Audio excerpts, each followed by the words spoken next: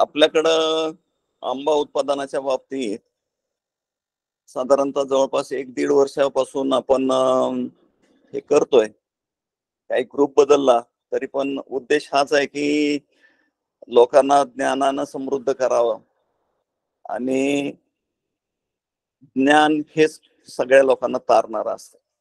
जी फसवणूक होते किंवा जे कमी भाव मिळतो, हे फक्त आणि फक्त अज्ञानामुळे होतं. त्यामुळं तुम्हाला कोणत्याही ग्रुपवरती असो तुम्हाला हे नाही की बाबा हे जिथं कुठं माहिती मिळत असेल तिथं तुम्ही माहिती मिळवण्याचा प्रयत्न केला पाहिजे. अगोदरच्या ग्रुपमध्ये थोडासा गोंधळ झाला, करायचं ना करायचं.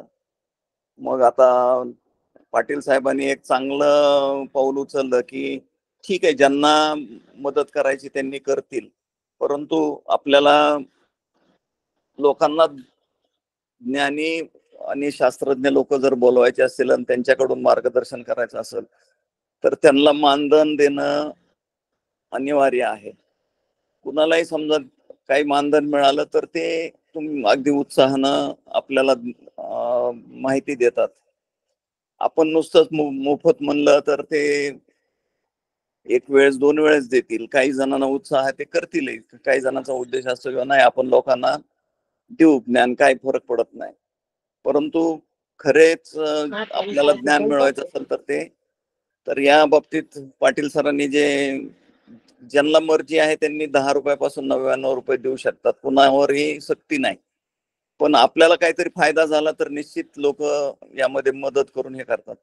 तर हा या ग्रुपचा उद्देश आहे आणि चांगला चालतोय. मध्ये विक्री आणि काढणे असल्यामुळे बंद होता.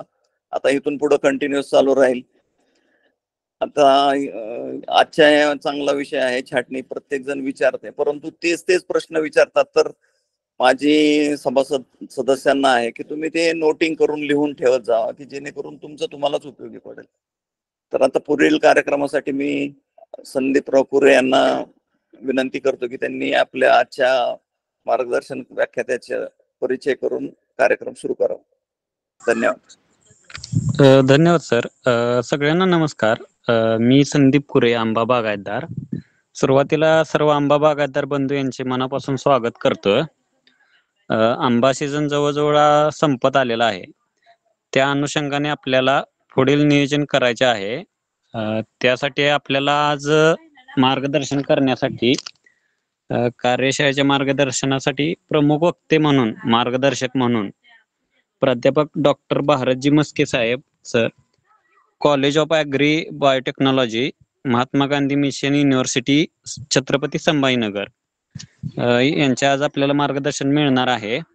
आजचा आपला महत्त्वाचा विषय आहे केशर आंबा पीक छाटणी तंत्रज्ञान. या विषयावर आपल्याला सर मार्गदर्शन करणार आहेत. तरी मी मस्के सरांना विनंती करतो की तुम्ही तुमचे मोलाचे मार्गदर्शन चालू करावे. धन्यवाद. नमस्कार शेतकरी बंधूंनो, माझा आवाज येतोय का सर? हो सर, येतोय. हा, नमस्कार शेतकरी बंधूंनो. आताच आपल्याला संदीप कुरे सरांनी सांगितलं आहे की आपला जो आजचा चर्चासत्राचा जो विषय आहे तो आहे आंबा छाटणी तंत्रज्ञान. याविषयी आज आपण या चर्चासत्रामध्ये माहिती घेणार आहोत. मित्र हो, मी आताच म्हणजे जवळपास 15 मिनिटापासून आपल्या जे चर्चा ऐकत होतो त्याच्यामध्ये मला असं वाटत होतं की आपल्या चर्चा मी ऐकावा की जेणेकरून माझ्या ज्ञानात त्याच्यामध्ये भर पडेल. जी आपण जी चर्चा केली ती एकदम प्रॅक्टिकली मला प्रॅक्टिकली असं वाटलं की मी तुमचे जे काही अनुभव आहात ते अनुभव तुम्ही शेअर करतात ते एकदम महत्वाचे आणि मोलाचे होते. आता आमचं जे काम आहे ते जे काम असतं म्हणजे विद्यार्थ्यांना शिकवणे किंवा मार्गदर्शन करणे हे आमचं काम आहे. आता जी काही मला माहिती आहे छाटणीची ती मी आपल्यापर्यंत देणार आहे.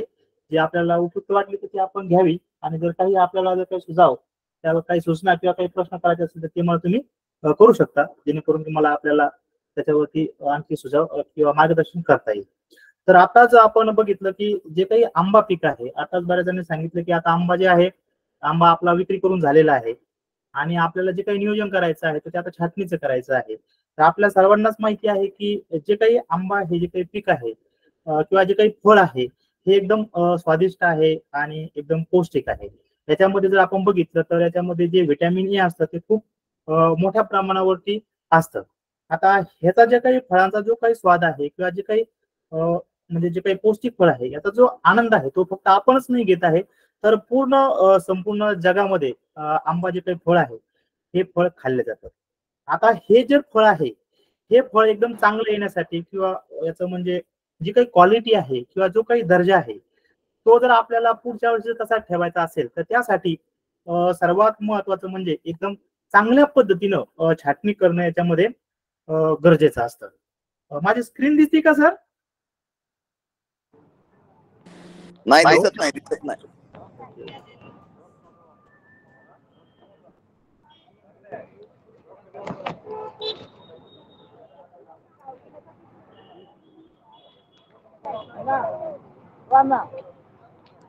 हा,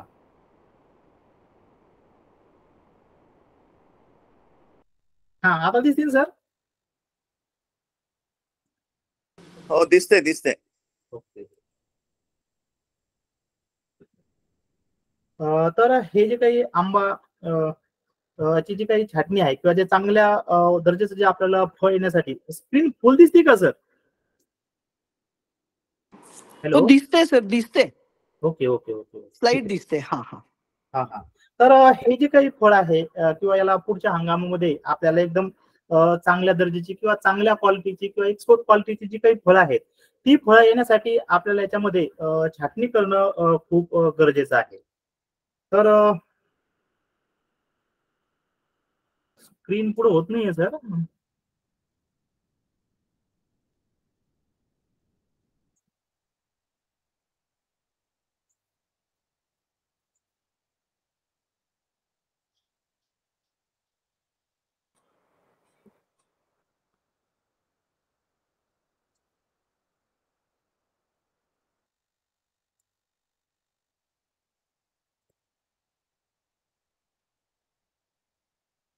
हा, ओके. दिसते सर क्लिअर? होय सर, दिसते. ओके ओके ओके, धन्यवाद. तर बघा आपण जी ही काही छाटणीची गरज आहे म्हणजे आपण का करतोय की आता जी काही आंब्याची जी काही लागवड आहे ही बऱ्याच ठिकाणी किंवा मोठ्या प्रमाणावरती आपण घन पद्धतीने लागवड केली म्हणजे हाय डेन्सिटी प्लांटिंगनं आपण याच्यामध्ये लागवड करतो. पहिले जी काही आंब्याची लागवड होती ती जवळपास 10 बाय 10 मीटर अंतरावरती केली जात होती, परंतु आता एक मॉडर्न सिस्टम जी आहे हाय डेन्सिटी प्लांटिंग याच्यामध्ये आपण काही शेतकरी जे काही 2.5 बाय 2.5 मीटर अंतरावरती आपण याची जी लागवड आहे ती लागवड करायला लागलो आहे. म्हणून आपल्याला याच्यामध्ये काय होतं की जी काही झाडं आहेत ते झाडांची जी काही फांद्या आहेत ती फांद्या एकमेकांमध्ये जातात आणि त्याच्यामुळे काय होतं की जे काही बागेचं जे काही व्यवस्थापन आहे ते व्यवस्थापन याच्यामध्ये आपल्याला याच्यामध्ये व्यवस्थापन जे आहे ते आपल्याला चांगल्या पद्धतीने करता येते. म्हणजे काही इंटरकल्चरल ऑपरेशन याच्यामध्ये आपल्याला काही ट्रॅक्टर फिरवायचा असेल किंवा नांगरणी करायचं असेल किंवा काही कोणतंही काही करायचं असेल तर ते याच्यामध्ये व्यवस्थित होत नाही. याच्यामुळे काय होतं की व्यवस्थित न झाल्यामुळे जी काही आपली जी झाडं आहेत ती झाडं काय होतात ही एकदम जीर्ण होऊन जातात आणि यातनं झाल्यामुळे याच्यामुळे आपल्याला जे काही उत्पादन आहे त्या उत्पादनामध्ये सुद्धा याच्यामध्ये आपल्याला घट जी आहे ती पाहायला मिळते. म्हणजे आपण म्हणतो बाबा मला मागच्या वर्षी इतका आंबा झाला परंतु ह्या वर्षी मला कमी झाला किंवा चांगल्या क्वालिटीचा झाला नाही. म्हणून आपल्याला याच्यामध्ये काय करणं आहे की एकदम चांगल्या पद्धतीनं किंवा शास्त्रीय पद्धतीनं याच्यामध्ये आपल्याला छाटणी करणं गरजेचं आहे. जेणेकरून ज्या आपल्या जुन्या बाग आहेत याचं जर आपण छाटणी केली तर याच्यामध्ये जी काही जी बाग आहे त्या बागेला आपल्याला याच्यामध्ये पुनर्जीवन याच्यामध्ये होऊ शकतं. तर आता ही जी काही आजचा जो चर्चासत्र आहे आंबा छाटणी तंत्रज्ञान याच्यामध्ये आपण कोणते कोणते मुद्दे किंवा कोणते कोणते पॉईंट आपण बघणार आहोत. तर त्याच्यामध्ये सर्वात पहिला मुद्दा आहे जी आपल्याला छाटणी करायची आहे ती सर्वात पहिले कशासाठी करायची आहे. दुसरा मुद्दा आहे ज्या काही आंब्याच्या ज्या बागा आहेत त्याचा छाटणी करण्याचा कालावधी कधी असतो आणि प्रामुख्यानं ज्या काही बागा आहेत अशा कोणत्या बागा आहेत की त्याच्यामध्ये आपल्याला छाटणी करणं गरजेचं आहे किंवा याच्यामध्ये सर्वात महत्वाचा जो आपला विषय आहे छाटणी कशी करावी तो एक महत्वाचा पॉईंट आहे. आणि जी काही छाटणी केलेल्या ज्या काही बागा आहेत या बागेमध्ये या बागांचं आपल्याला व्यवस्थापन कशा पद्धतीने करायचं आहे हे आजच्या चर्चासत्रामध्ये आपल्याला बघायचं आहे. तर हे जे काही पॉईंट आहेत तर एक बाय एक पॉईंट एक जो मुद्दा आहे तो मी मुद्दा आपल्या समोर इथं सांगण्याचा प्रयत्न करत आहे ते आपण ऐकावं. ओके, तर पहिला जो मुद्दा आहे तो म्हणजे छाटणी कशासाठी आपल्याला करायची आहे. बघा मित्र हो, छाटणी कशासाठी करायची आहे तर छाटणी करत असताना दोन मुद्दे आपल्या डोळ्यासमोर असणं गरजेचं आहे. जे आपले उद्देश आहेत ते उद्देश हे स्पष्ट असले पाहिजे. एक म्हणजे आहे तो झाडाचा सांगडा आपल्याला तयार करायचा आहे. आणि दुसरा जो उद्देश आहे तो म्हणजे फळ धारणेसाठी आपल्याला छाटणी करायची आहे. आता बघा, छाटणी करत असताना जो आपल्याला सांगडा तयार करायचा आहे तो सांगडा कसा तयार करायचा आहे इथं मी मुद्दा सांगितलाय, परंतु याच्या पुढे मी काही आपल्याला फोटोग्राफ दाखवणार आहे की तो सांगडा तसा असला पाहिजे. तर झाडाचा सांगडा तयार करत असताना आपल्याला अशा पद्धतीने छाटणी करायची आहे की बागेमध्ये आपल्याला पूर्ण सूर्यप्रकाश पडला पाहिजे. म्हणजे आता जर बघितलं आपण जे काही झाड जसे मोठी होऊन जातात तसे तसे झाडांच्या ज्या काही फांद्या आहेत त्या फांद्या एका झाडाच्या फांद्या दुसऱ्या झाडामध्ये जातात. त्याच्यामुळे काय होतं की सूर्यप्रकाशाच्या मध्ये कमी प्रमाणामध्ये मिळतो. म्हणून आपल्याला सूर्यप्रकाश पूर्ण आपल्या बागेमध्ये आला पाहिजे, त्यासाठी आपल्याला छाटणी करायची आहे. दुसरा म्हणजे झाडाला योग्य आकार असला पाहिजे. झाडाचा आकार कसा असला पाहिजे ते मी पुढच्या फोटोमध्ये आपल्याला दाखवणार आहे. तर झाडाचा आकार योग्य असला पाहिजे त्यासाठी आपल्याला त्याच्यामध्ये छाटणी करायची आहे. नंतर आपल्या जे काही झाड आहे त्या झाडाला जी काही फळं लागलेली आहेत त्या फळांचा लोड याच्यामध्ये आपल्या झाडाला तो पेलला पाहिजे, त्यासाठी आपल्याला छाटणी करणं गरजेचे आहे. किंवा आताच मी सांगितलं आपल्याला याच्यामध्ये आंतरमाशा गरजेचे आहे. जे काही आपल्याला काम करायचं आपल्या शेतामध्ये नांगरणी वखरणी किंवा फवारणी हे जे काही आहे ते एकदम सोयीचं झालं पाहिजे, अशा पद्धतीचा सांगडा आपल्याला छाटणीद्वारे करायचा आहे. हा एक महत्वाचा उद्देश आहे.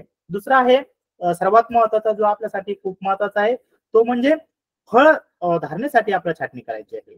बघा, इथं जे काही जुनाट किंवा जे काही रोगीत झाडं असतात किंवा जे काही जास्त वर्षाची झाडं असतात, जुनी झाडं असतात, याच्यामध्ये काय होतं की ज्या काही वाळलेल्या फांद्या असतात किंवा रोगट फांद्या असतात तर ह्या फांद्या आपल्याला काढणं गरजेचं आहे.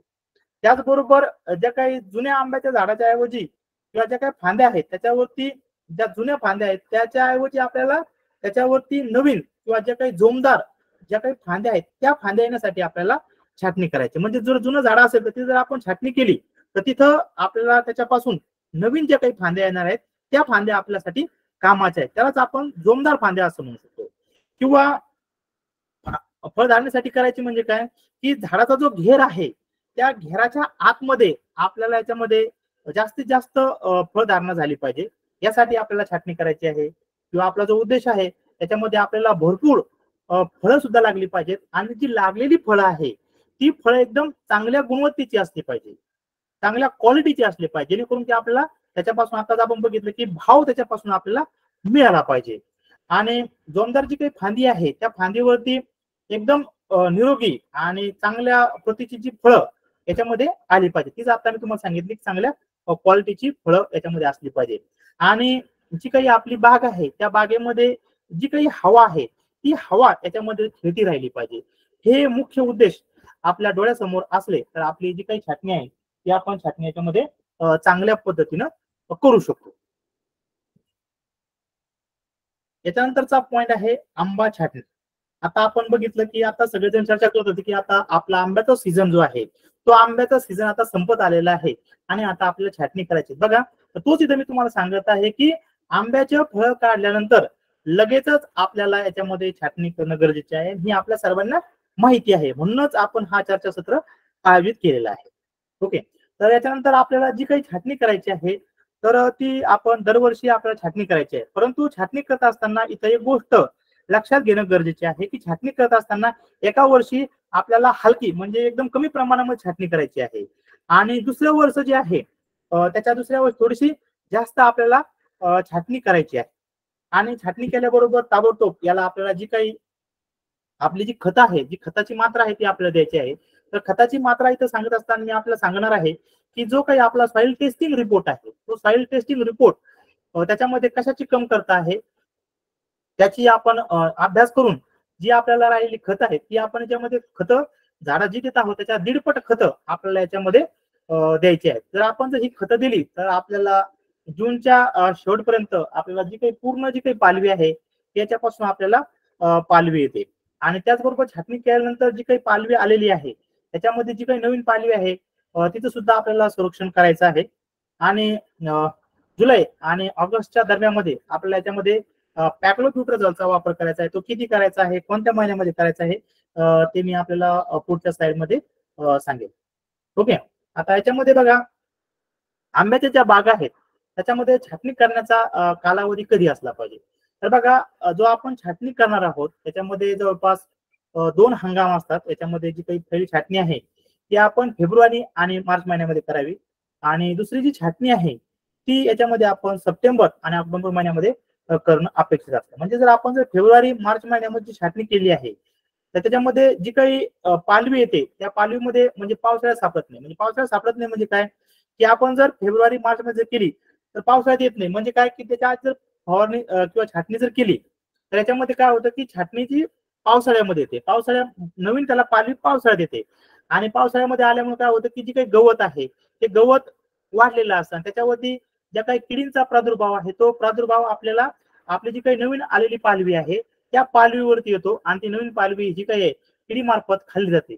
म्हणून याच्यामध्ये जी काही छाटणी आहे ती आपण फेब्रुवारी आणि मार्च महिन्यामध्ये करावी किंवा दुसरी जी छाटणी आहे ती सप्टेंबर ऑक्टोबर महिन्यामध्ये याच्यामध्ये आपल्याला करणं गरजेचं आहे. त्याच्यामुळं जे काही जास्त थंडी पडते त्या थंडीचा प्रादुर्भाव याच्यामध्ये आपल्याला सप्टेंबर ऑक्टोबर महिन्यामध्ये केलेल्या छाटणीवरती होत नाही. आता त्याच्यानंतर आहे छाटणी केल्यानंतर जी काही पालवी आहे ती लवकर आणि एकदम चांगली येण्यासाठी झाडांना मी आता सांगितलं की जी काही आपला सॉइल टेस्टिंग रिपोर्ट आहे त्याच्यानुसार आपल्याला खताची मात्रा द्यायची आहे.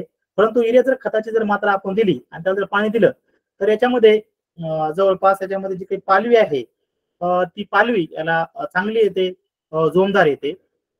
आता आपल्याला बघायचंय की कोणत्या बागेची आपल्याला छाटणी करायची आहे. तर बघा हा जो फोटोग्राफ आपल्याला दिसतोय सर्वांना हा फोटोग्राफ. हॅलो. हा सर, दिसतोय हा दिसतोय. हा. बघा हे जे काही बाग आपल्याला किंवा हा जो फोटोग्राफ आपल्याला दिसतोय ही जी बाग आहे एकदम निकृष्ट दर्जाची बाग आहे. बघा याच्या खाली जर आपण बघितलं तर याच्यामध्ये गवत वाढलेलं आहे. या झाडाच्या फांद्या या झाडामध्ये गेलेल्या आहेत. याच्यामध्ये कसल्या प्रकारचा सूर्यप्रकाश आहे तो येत नाहीये किंवा जी काही हवा आहे ती याच्यामध्ये कसल्याही प्रकारची याच्यामध्ये खेळती हवा नाही. म्हणून ज्या काही अशा बागा आहेत जर सरळ बघितलं आपण तर जवळपास ज्या काही 20 वर्षापेक्षा जास्त वयाच्या बागा असतात किंवा याच्यामध्ये समजा आपल्याला बागेला कमी उत्पादन येत असेल किंवा ज्या बागेची घन पद्धतीनं लागवड केलेली आहे अशा बागेची आपल्याला छाटणी करणं गरजेचं आहे. म्हणजे याच्यामध्ये काय होतात की फांद्या एकत्र आलेल्या ज्या काही बागा आहेत तर बघा इथं दिसतंय आपल्याला ह्या फांद्या जे एकत्र आलेल्या आहेत ह्या बागेमध्ये आपल्याला छाटणी करायची आहे किंवा जो सूर्यप्रकाश आहे तो अपुरा आहे, हवा खेळती नाहीये, अशा बागेमध्ये आपल्याला छाटणी करायची आहे. किंवा ह्या ज्या बागा आहेत ज्या जुन्या झालेल्या बागा आहेत त्याच्यामध्ये समजा खोडकिडी असेल किंवा जे काही पर्णगुच्छ रोग आहे याचा जर प्रादुर्भाव झाला असेल तेव्हा आपण याच्यामध्ये छाटणी करू शकता. किंवा जे काही अशक्त झालेले त्याच्यावरती आपण जास्त उत्पादन घेतलेली झाडं आहेत आणि आता ती कमकुवत झालेली आहेत अशा झाडावरती आपल्याला फांद्या वाढवण्यासाठी याच्यामध्ये छाटणी करणं गरजेचं आहे. त्याचबरोबर छाटणी करत असताना याच्यामध्ये योग्य अन्नद्रव्याचं व्यवस्थापन असेल किंवा जे काही पीक संरक्षण आहे तेही आपल्याला याच्यामध्ये चांगल्या पद्धतीने करायचं आहे. आणि याच्यामध्ये आंतरमशागत असेल किंवा काढणी करताना याच्यामध्ये कसल्या प्रकारची अडचण येणार नाही अशा प्रकारची छाटणी आपल्याला याच्यामध्ये करायची आहे. आता हा जो मुद्दा आहे छाटणी कशी करावी आपल्याला ही जी फिगर दिसते आहे किंवा हा जो फोटोग्राफ आहे मी एक चित्र याच्यामध्ये काढलेला आहे की छाटणी करत असताना झाडाचा कॅनोपी कसा असला पाहिजे. तर बघा हे जे फोटोग्राफ दिसतोय याच्यामध्ये ही जी योग्य कॅनोपी आहे म्हणजे ज्यावेळेस आपण छाटणी करत असू त्यावेळेस झाडाची छाटणी केल्यानंतर त्याचा जो आकार आहे तो छत्रीसारखा आकार असणं गरजेचं आहे. म्हणजे तो आपल्याला दिसायला चांगला असतो आणि त्याला फांदे जास्त असतात आणि त्याच्यामध्ये पानाच्या पालवीच्या मध्ये त्याच्यामध्ये आपल्याला ही जी काही कॅनोपी आहे या कॅनोपीच्या आतमध्ये आपल्याला फळधारणा याच्यामध्ये जास्त होतो. आता जर आपण बघितलं याच्यामध्ये बघा जर ही जी काही छाटणी करायची आहे ही जर सुरुवातीला आपल्याला जर करायची असेल पहिल्या वर्षी किंवा दुसऱ्या वर्षी किंवा तिसऱ्या वर्षी तर जवळपास जमिनीपासून 60 सेंटीमीटर पर्यंत उंचीवरती ही छाटणी आपल्याला करायची आहे. असा छत्रीसारखा याच्यामध्ये आकार असला पाहिजे. आता ही झाली पहिल्या वर्षीची. आता याच्यामध्ये बघा जर छाटणी जर आपण कमी उंचीवर जर केली त्याच्यामुळे काय होतात की झाडावरल्या ज्या काही फांद्या आहेत त्याच्यामध्ये फार कमी राहतात आणि त्याच्यामुळे काय होतं की फांद्या जर कमी असल्या तर त्याला फळाची जी धारणा आहे ती फळधारणा कमी होते आणि अल्टिमेटली जे काही आपलं उत्पादन आहे त्याच्यामध्ये सुद्धा घट ही होऊ शकते. आणि जर जास्त उंचीवर जर केली छाटणी समजा आपण सांगितलं तर जास्त उंचीवरती जर केली तर त्याच्यामुळे काय होतं की फांद्याची वाढ जास्त होते. ज्या काही ज्या फांद्या असतात त्या अनुपादित फांद्या असतात आणि अशा फांद्या असतात की ह्या आपल्या कामाच्या नसतात आणि याच्यामुळे काय होतं की पुढच्या वर्षी आपल्याला जी काही छाटणी आहे ती छाटणी आपल्याला लवकर करावी लागते. म्हणून ही जी काही छाटणी करत असताना योग्य पद्धत काय आहे, जी आपण आता इथं बघितली की जास्त कमी जर केले तर फांद्या कमी लागतात आणि जास्त उंचीवर केल्या तर फांद्या जास्त लागतात. पण करायचं कवा? तर याच्यामध्ये बघा, जमिनीपासून जवळपास 1.5 मीटर उंचीवरती आपल्याला याच्यामध्ये छाटणी करणं गरजेचं आहे. आणि ज्या ठिकाणी आपला जो कलम आहे त्या कलमाचा जोड असलेला जो भाग आहे त्याच्यावर छाटणी झाली पाहिजे, ही आपण काळजी घेतली पाहिजे. समजा हा जो आपण इथं बांधलेली ग्राफ्टिंग आहे किंवा कलम आहे त्याच्यावरती आपल्याला छाटणी करणं गरजेचं आहे. नाही तर अन्न त्याच्यामध्ये काय होतं की जो काही पुढील काळ आहे याच्यामध्ये जे काही खुंटा असतात त्या खुंटापासून आपल्याला याच्यामध्ये नवीन फुटवे यायला लागतात. म्हणून आपल्याला छाटणी करत असताना जिथून आपल्याला छाटणी करायची आहे, जो भाग आपल्याला छाटायचा आहे, समजा हा भाग आपल्याला छाटणी करायचा आहे तर याच्यावरती आपल्याला पहिले अशी खून करणं आवश्यक आहे. जेणेकरून खून करून घ्यायची आहे आणि जे काही आपल्याकडे चेनसॉ असतं किंवा जे काही धारदार कोयता असतो किंवा जे काही ट्री प्रुनर्स असतात, जे काही मोठे मोठे साहित्य असतात किंवा ज्या काही सिकेटर असतात याच्यामध्ये धारदार शस्त्रानं याच्यामध्ये आपल्याला याच्यामध्ये छाटणी करून घ्यायची आहे. आणि छाटणी करत असताना याला जी काही पानं आहेत किंवा हे जे काही फांद्या असतात ह्या फांद्याला याच्यामध्ये तिरपा काप देणं गरजेचं आहे. त्याच्यामुळे काय होतं की आतल्या बाजूला तिरपा काप देत असताना आतल्या बाजूला त्याचा उतार असणं गरजेचं आहे. हे तर आपण समजून घेतलं पाहिजे. छाटणी करताना ही जी काही फांदी असते याला तिरपा काप देणं खूप महत्वाचं आहे आणि आतल्या बाजूला त्या कापचा उतार असणं गरजेचं आहे. त्याच्यामुळे काय होतं की जी काही आपण काप देत असतो तो काप देत असताना जी काही फांदी आहे तो फांदी पूर्णपणे कटली पाहिजे. म्हणजे त्याच्यामध्ये कसल्या प्रकारची जी काही फांदी आहे ती फांदी पिसली नाही पाहिजे. म्हणजे फांदी पूर्ण कटली पाहिजे, ती आपण तिथं काळजी घेतली पाहिजे.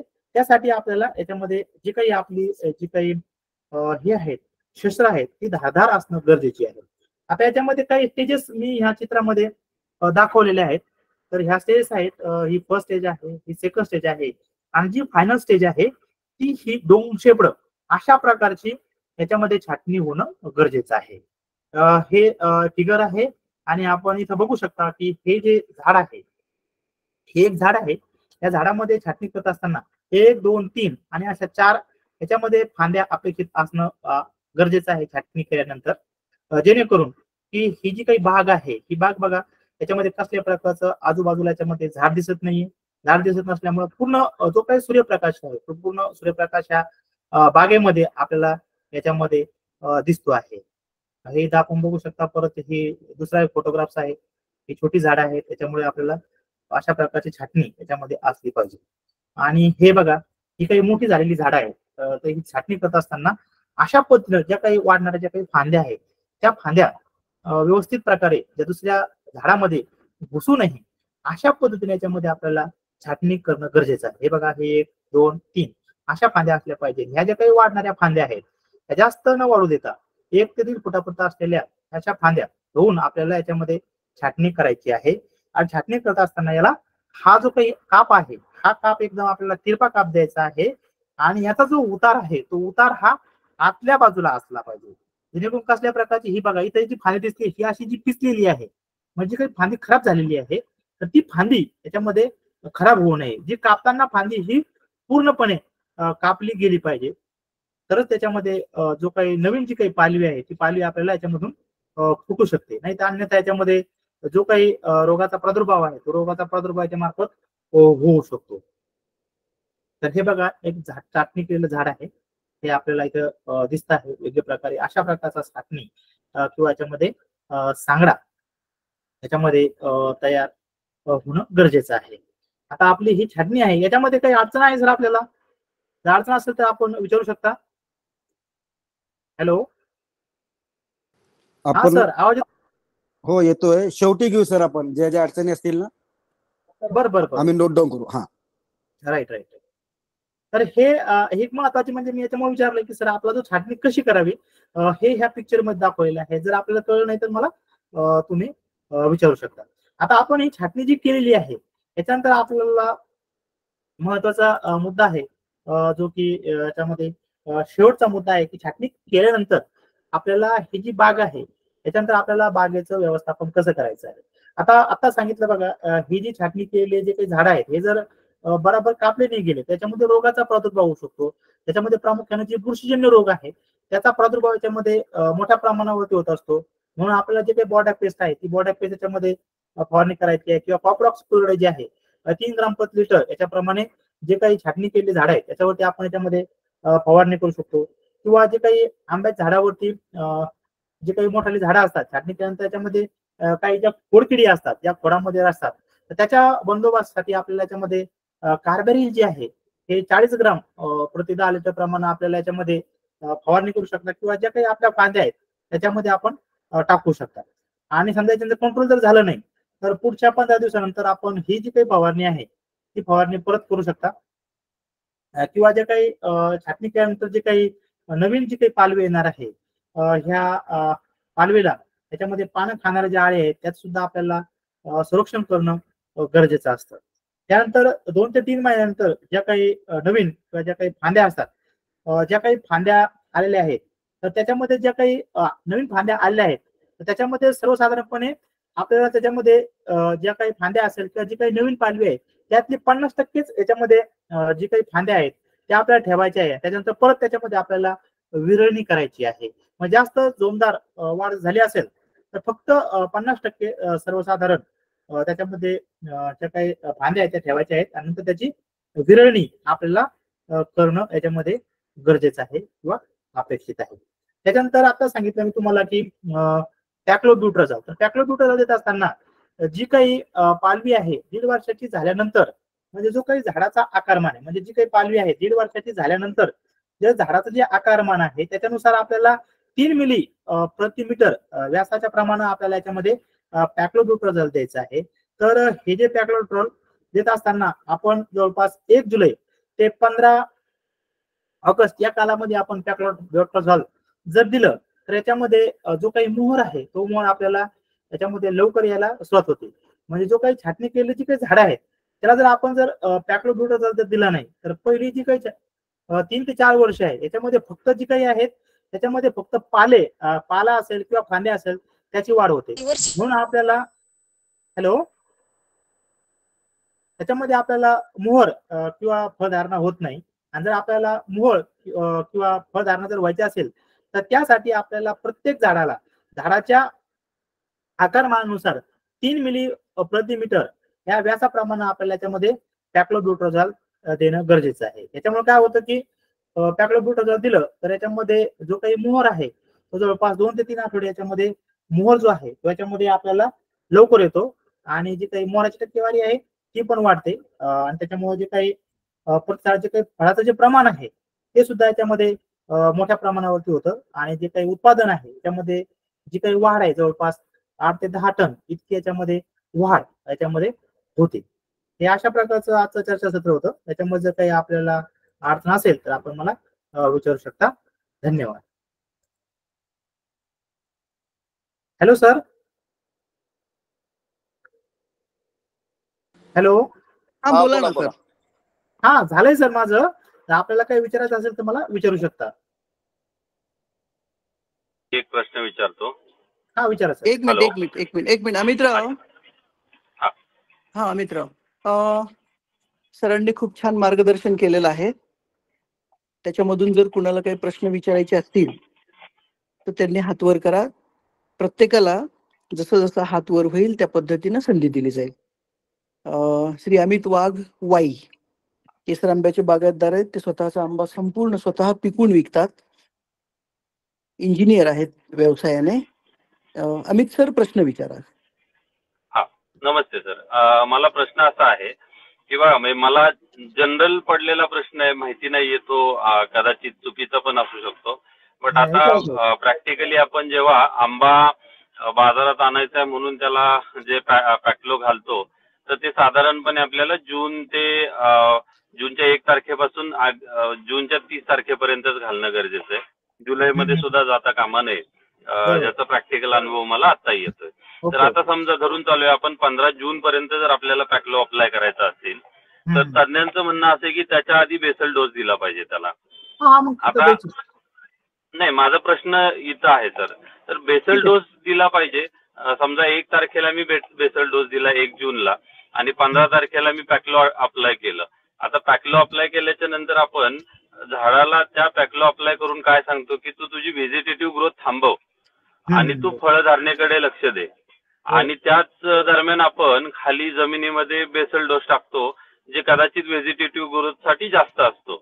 तर मग त्या केसमध्ये हे घालणं गरजेचं आहे का, किंवा ते कितपत योग्य आहे? कारण तिथं लिचिंग लॉसेस खूप सारे आहेत.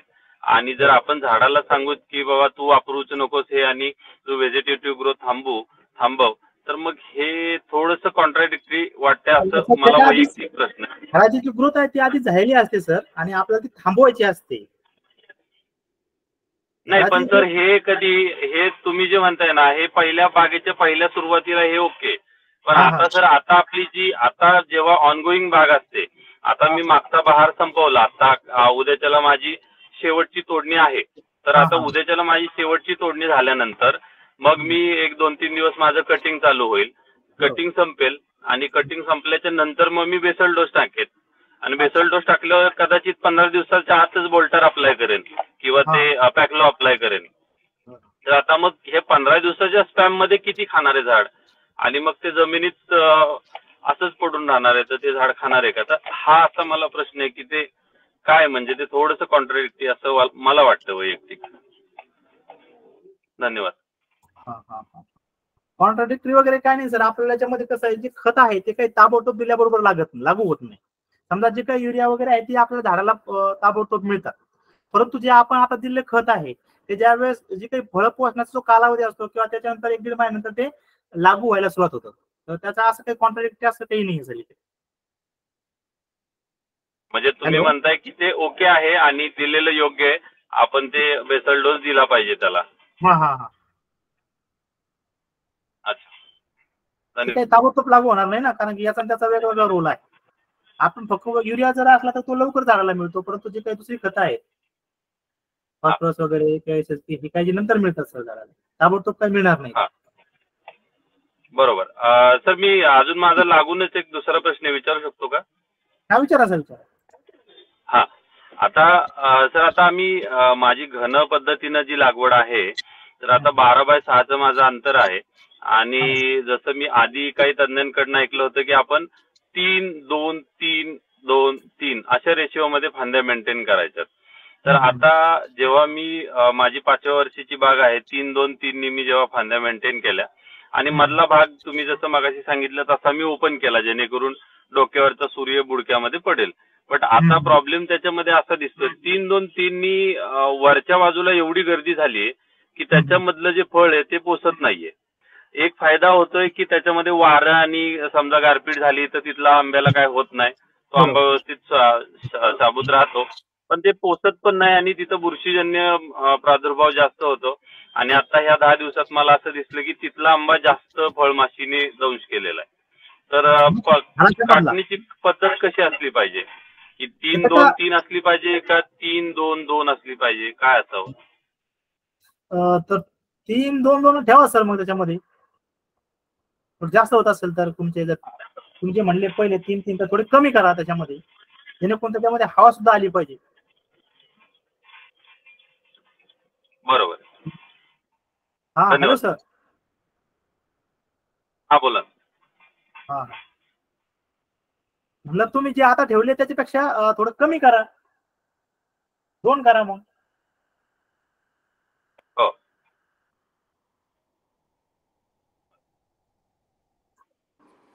ठीक आहे. अमित सर, तुमचं समाधान झालं? हो सर, अगदी. ठीक आहे, धन्यवाद. ठीक आहे, चालेल. उन्मेष सरांचा हात वरती आहे. उन्मेष शिंदे औरंगाबादचे बागायतदार आहेत सर. गेल्या 5 वर्षापासून स्वतःचा पूर्ण आंबा स्वतः विकतात. उन्मेष सर, कृपया आपला प्रश्न विचारा.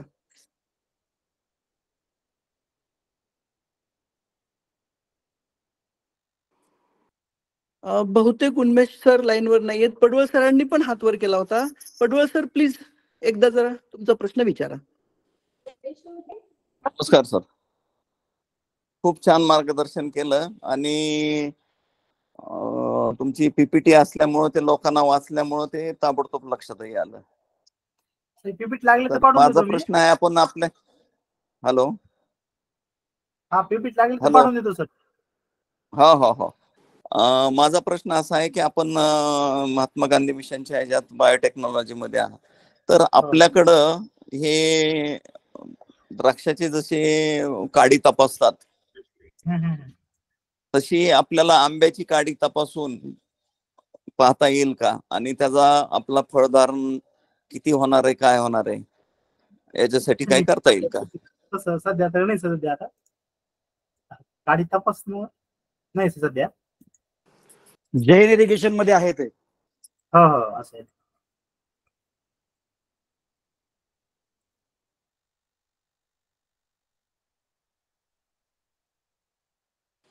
धन्यवाद सर. त्यानंतर तोडकर सर, आर.टी. तोडकर, राजेंद्र तोडकर जुन्नर यांचा हात वरती आहे. तोडकर सर जांभूळ बागायतदार संघाचे अध्यक्ष आहेत. तोडकर सर, कृपया आपला प्रश्न विचारा. नमस्कार सर. नमस्कार. मार्गदर्शन चांगलं केलं. माझे काही थोडे म्हणजे प्रश्न असे आहेत की आपण सांगितलं मे फळं गेल्यानंतर लगेच छाटणी करायला पाहिजे, बरोबर आहे, आणि नंतर सांगितलं एकदा फेब्रुवारी मार्चला छाटणी करायला पाहिजे आणि सप्टेंबर ऑक्टोबरला. तर हे कसं काय, म्हणजे काय?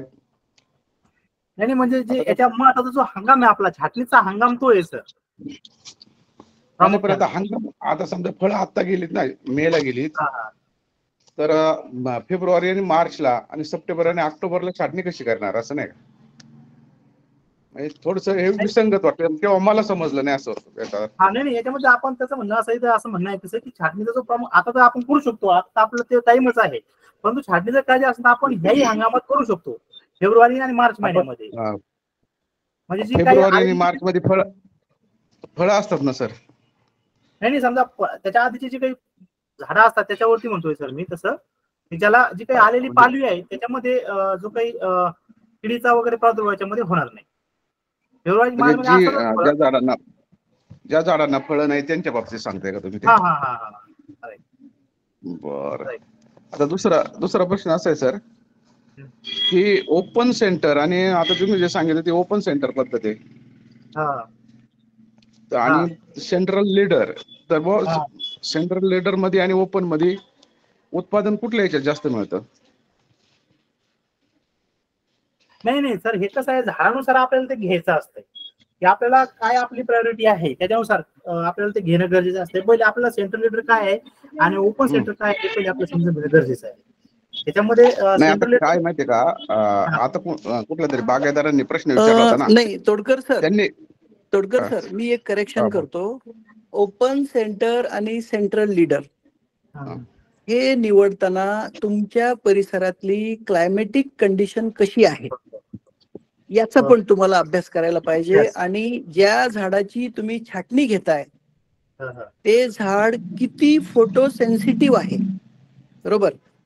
सेंट्रल लीडर हे थंड प्रदेशाच्या ठिकाणी घेतल्या जातं, कारण की त्या झाडाची उष्णतेची गरज पण कमी असते, कारण तिकडे तापमान पण कमी असतं आणि त्या झाडाचं त्या पद्धतीने अनुकूलन झालेलं असतं. पण आंबा हे खूप फोटोसेन्सिटिव्ह आणि म्हणजे त्याची उन्हाची टॉपिक हायली ट्रॉपिकल आहे, त्याची उन्हाची गरज जास्त आहे. म्हणून आंब्यामध्ये ओपन सेंटर मध्येच सजेशन्स आपल्याला आतापर्यंत आलेले आहेत. सगळ्या तज्ञांची वेगवेगळं मी रिडिंग केलं आणि वाचन म्हणजे ऐकलं पण वेगवेगळ्या तज्ञांना.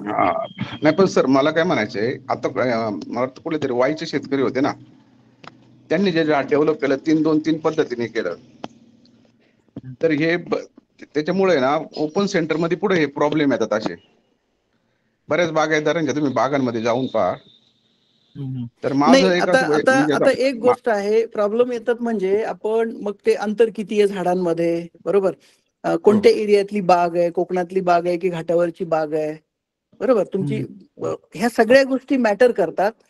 आणि विद्यापीठांनी पण, कोकण कृषी विद्यापीठाने पण ओपन सेंटर सजेस्ट केलेलं आहे. नाही सर, काय झालं माहितीये का, मला काय म्हणायचं माहितीये का, की हे सजेशन केलं ते खूप जुनं आहे. आज आपण ज्या बागा लावतो ना, तर त्या आपण कम्प्लीट पद्धती ह्या बदललेल्या आहेत लागवडीच्या. निश्चितच. मग साईड हेडेड म्हणजे ओपन सेंटर हेडेड पेक्षा साईड हेडेड सुद्धा सजेस्ट केल्या जाते आपल्या परिसरामध्ये, आणि विदर्भामध्ये तशा प्रकारच्या बागा काही लोक डेव्हलप करतात. आता हे नवीन जे विषय आहेत आपण आता ज्याच्यावर चर्चा करायला लागलो, संशोधनाच्या पातळीवर आहेत. आणि ओपन सेंटरचा अभ्यास गेल्या 50 वर्षापासून केला जातोय, म्हणून तज्ञ लोक पण ते सजेस्ट करतात आणि त्याला रिझल्ट पण बेटर आहेत. बरोबर. तर जे संशोधनाच्या पातळीवर आहेत प्रश्न, त्याच्यावर आपण अजून अभ्यास करू आणि वेगवेगळ्या तज्ञांबरोबर परत चर्चा करू. माझं एक मत असं आहे. हॅलो. हा पडवळ सर बोला ना, बोला ना हा, सर. की तुम्ही जेवढा अन्न तयार करण्यासाठी सूर्यप्रकाशाची आवश्यकता असते, तो जेवढा सूर्यप्रकाश जास्त मिळाला तेवढं तो अन्न तयार करतो आणि त्याला फळधारणा तशीच होते.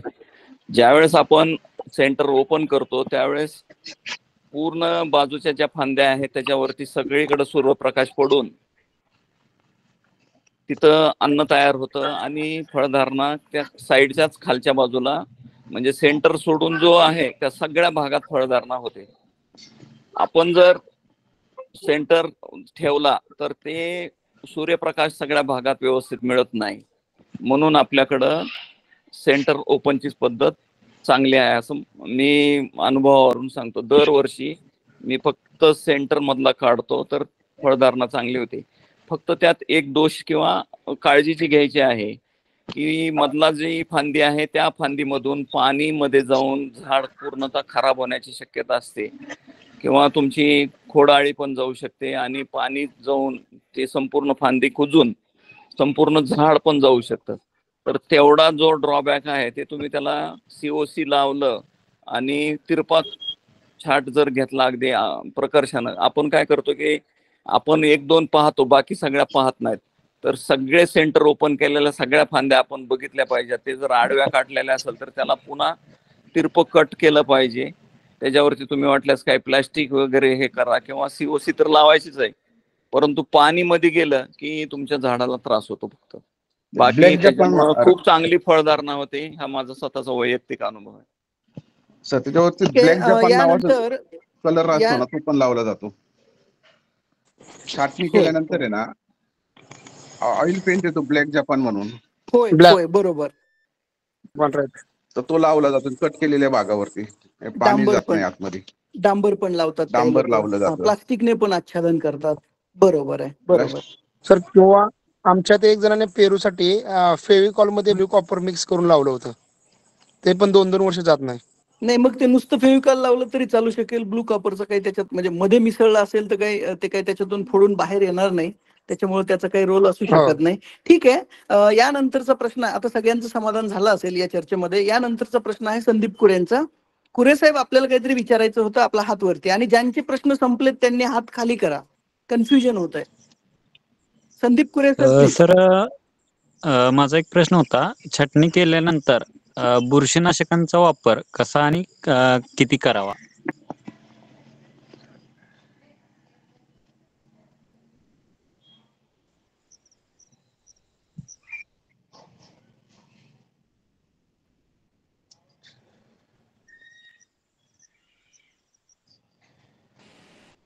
आवाज हॅलो. येत नाही. सरांचा आवाज हॅलो. येत नाहीये काय? Hello hello. मस्के सर आवाज येत नाही काय? हो हो सर, ते आता येतोय, आता येतोय, बोला प्लीज. कनेक्शन लूज झालं होतं सर. काय विचारलंय का सर? मी आउट झालो. संदीप कुरे सर प्लीज प्रश्न रिपीट करा. सर छाटणी झाल्यानंतर कोणत्या बुरशीनाशकांचा वापर करावा आणि कसा करावा, किती प्रमाणात करावा?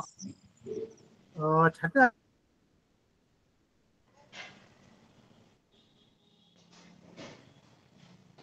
सरांचा आवाज येत नाहीये. सरांचा माईक बंद आहे.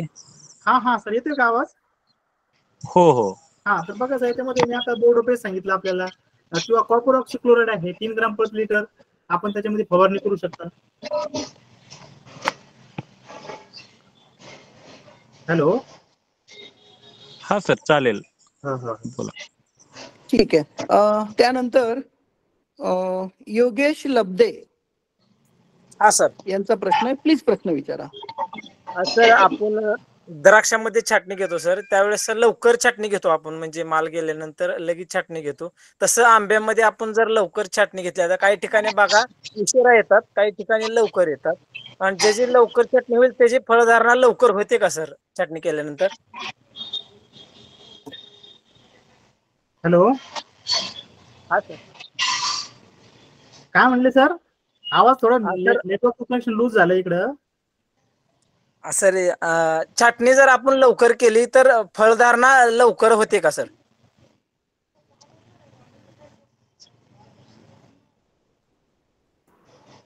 हॅलो. बहुतेक सरांचा आवाज डिस्कनेक्ट होतोय सर, रेंज मध्ये नसायला पाहिजेत, काहीतरी प्रॉब्लेम येतोय. योगेश सर, छाटणी ही फलधारणा लवकर घेण्यासाठीच असते. समान प्रमाणामध्ये योग्य तेवढी फळे आणि त्याचे इतर फायदे सगळे मिळवण्यासाठी छाटणी असते, जी की आता सरांनी सांगितलं. ठीक आहे सर, येतील लाईनवर, सरांचा आवाज येईल आपल्याला. सर आहेत का आपण लाईनवर? सर नेटवर्क आता कनेक्शन लूज झालेलं आहे, मला त्याच्यामुळे आवड होतोय मी बाजूला. ठीक आहे. आता अजून एक दोनच प्रश्न आहेत फक्त. जवळकर सर, आपला काही प्रश्न आहे? पुण्याचे बागायतदार आहेत जवळकर, विजय जवळकर, कृपया प्रश्न विचारा. सर माझी नमस्कार सर, खूप छान मार्गदर्शन झालं. माझी बाग 10x12 वरती लागवड आहे. कटिंग आपण सांगितल्याप्रमाणे 2-3 वरती आहे. उलटी छत्रीप्रमाणे माझी छाटणी आहे.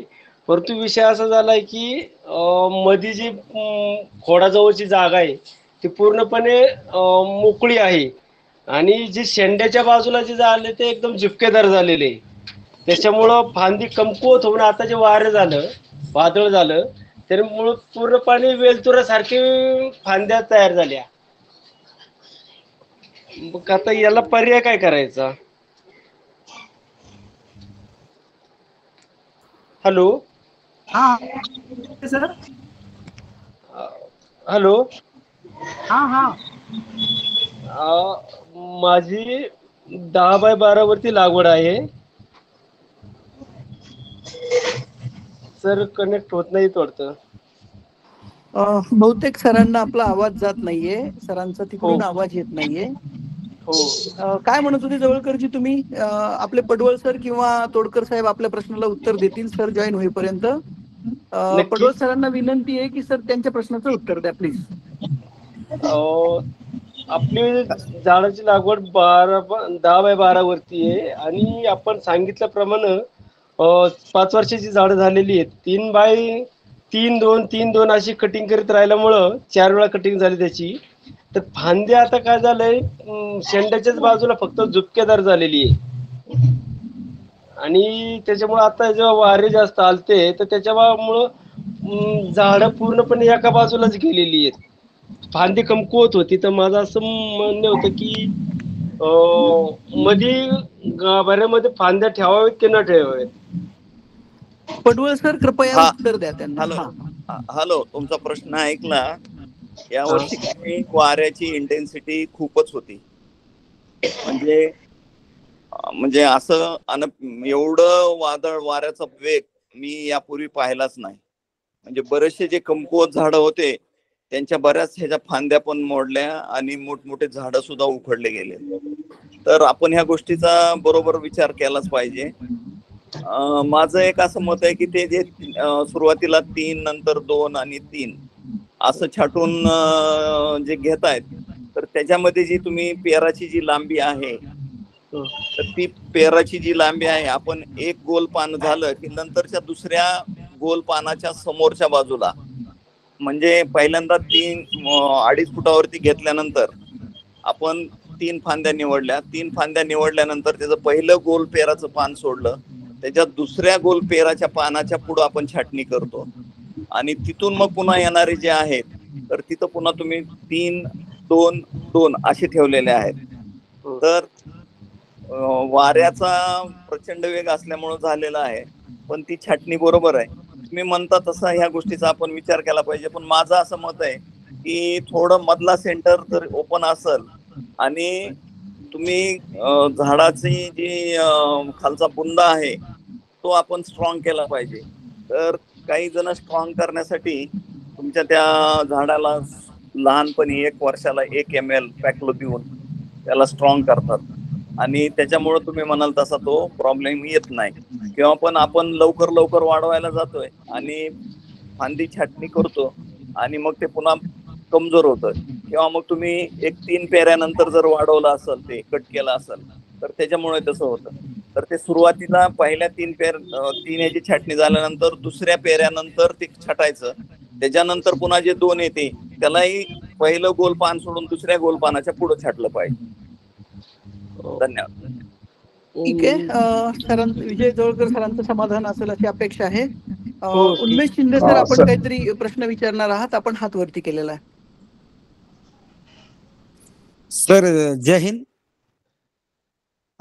प्रश्न असा होता की माझे झाडं जे आहेत 20-22 वर्षाची आहेत, तर त्याची कटिंग आणि विरळणी हे प्रत्येक झाडावर जाऊन 10-15 मिनिटं सर्च करून ते करावं लागतंय.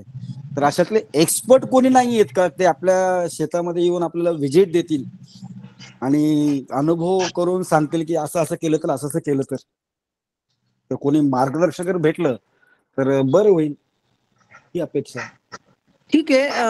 ग्रुपच्या माध्यमातून जर कुणी एखादा तज्ञ आणि योग्य पद्धतीत आपल्या सिनियर लोकांचं तज्ञांचं समाधान होईल असं बागेच्या अवलोकन करून अशा पद्धतीचं जर कोणी छाटणी करून देणार असेल योग्य पद्धतीने योग्य किमतीत, तर आपण शोध घेऊ आणि त्याला आपण ग्रुपच्या माध्यमातून प्रमोट करू. बरोबर आहे? Okay sir, thank you sir. आणि तोडकर सरांचा हात वरती आहे. तोडकर सरांना विनंती आहे, कृपया आपला प्रश्न विचारा किंवा चर्चा करा. सर, आता जे त्यांनी सांगितलं ना, झाडं वाऱ्यामुळे पडली, तर वरचे शेंडे काही कमी करून आहे ना, खाली जे ज्या फांदे खोड आहेत ना, तर त्या खोडावरती नवीन काही फुटवे घ्यावात त्यांनी, जेणेकरून संपूर्ण जो लोड वरती जातो ना शेंड्यावरती, तर तो काही मध्ये पण झाडावा आला पाहिजे.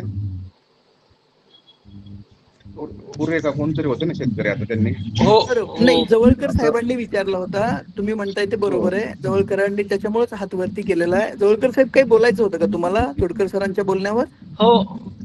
हो, तर मी असं म्हणत होतं की मग जे खोडामध्ये जर आपण आता जे वेली सारख्या फांद्या झाल्यात त्या कट करून नंतर मग परत त्याची नवीन पालवी घेऊन मग त्या डेव्हलप होतील का लगेच ह्या बहाराला यायला?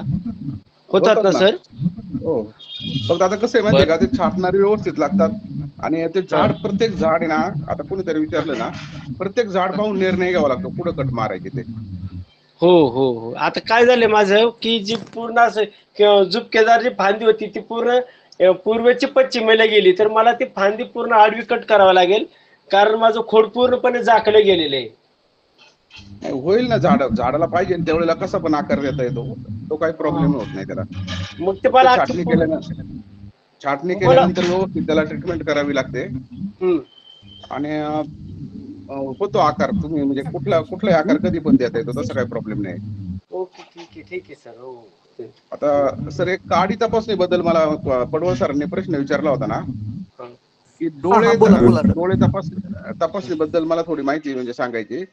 द्राक्षामध्ये काय होतं सर, जी काडी असते ना, तर काडीच्या डोळ्यांमधून घड बाहेर येतात. म्हणजे छाटणीनंतर पहिला डोळा, दुसरा डोळा असे, तर ते अंदाज काढतात का तपासून बुवा कितव्या डोळ्यावरती जास्तीत जास्त घड बाहेर येतात आणि तिथून पुढची काडी छाटून टाकतात. आंब्यामध्ये काय होतं का, आंब्यामध्ये एका काडीच्या शेंड्यामधूनच घड बाहेर येतो. तपासून आपल्याला समजू शकेल, पण त्याचा छाटणीला काही उपयोग नाही होणार. मला एक या ठिकाणी बोलायचं होतं. केसरच्या बाबतीत नाही, पण हापूसच्या बाबतीत असं निरीक्षण आहे, ते काही छाटणी घेत नाहीत.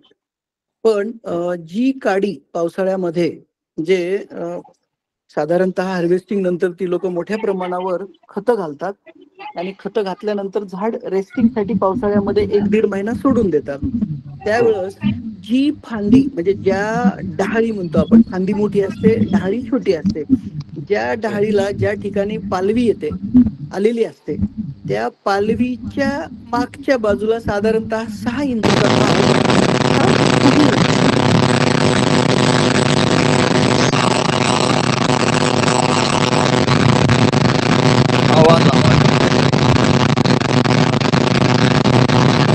आवाज येत नाही. कुणाचा तरी काहीतरी प्रॉब्लेम होता म्हणून आवाज येत नव्हता. तर जिथं पाला लागलेला असतो डहाळीला, तोंडाला, त्याच्या पाठीमागे 6 इंच ती काडी जाड झालेली असते, मोठी झालेली असते, फुगीर झालेली असते. आणि मग त्यानंतर त्या ठिकाणी मॅच्युरिटी येते, कारण अन्नसाठा त्या ठिकाणी मोठ्या प्रमाणावर असतो. आणि आंब्यामध्ये मी जे पाहिलं, आपल्या घाटावरच्या आंब्यामध्ये काडी लांबकी जरी असली तरी ती काळसर आणि टणक झालेली असते. जसं द्राक्षामध्ये ती पेन्सिल स्टिक वगैरे म्हणतात त्या पद्धतीनं आंब्यामध्ये पण काडीचं स्टोरेज, आणि जर काडीमध्ये स्टोरेज असेल तर ते कोणत्याही ठिकाणाहून मोहर बाहेर टाकतं. फक्त छाटणी करताना त्या काडीला यावर्षी फलधारणा झाली किंवा मोहरधारणा झाली होती का हे माहीत असणं गरजेचं आहे. आणि डोळ्याने बघून त्या काडीच्या आकारावरनं आणि तिचं जे स्वरूप असतो अपिअरन्स त्याच्यावरनं आपल्या लक्षात आलं पाहिजे की तिच्यामध्ये स्टोरेज आहे की नाही. मी उद्या ग्रुपवर काही त्या संदर्भातले फोटो शेअर करेन. सर आपण जे बोललो ना ते केशर मध्ये पण होतं बरं का सर. हा सर बोला सर. केशर मध्ये पण आहे ना, जर शेंडा मारला ना तर पाठीमागून मोर निघतो. हो, म्हणजे मी पण अनुभव घेतलेला आहे. बरोबर, पण त्या काडीमध्ये स्टोरेज असायला पाहिजे. जर त्या काडीमध्ये स्टोरेज असेल तर अभ्यास अभ्यासपूर्वक बघावं लागतं त्याच्याकडे. त्याचा थोडा अभ्यास करावा लागेल, निरीक्षण करावं लागतं. मोर पाठीमागे. बरोबर. आता मी ज्यावेळेस खोडाच्या फांद्या कट केलत्या त्यावेळेस यावेळेस त्याला ना फांदी नव्हती पण फक्त मोर आलता. तेच सांगितलं आम्ही आता.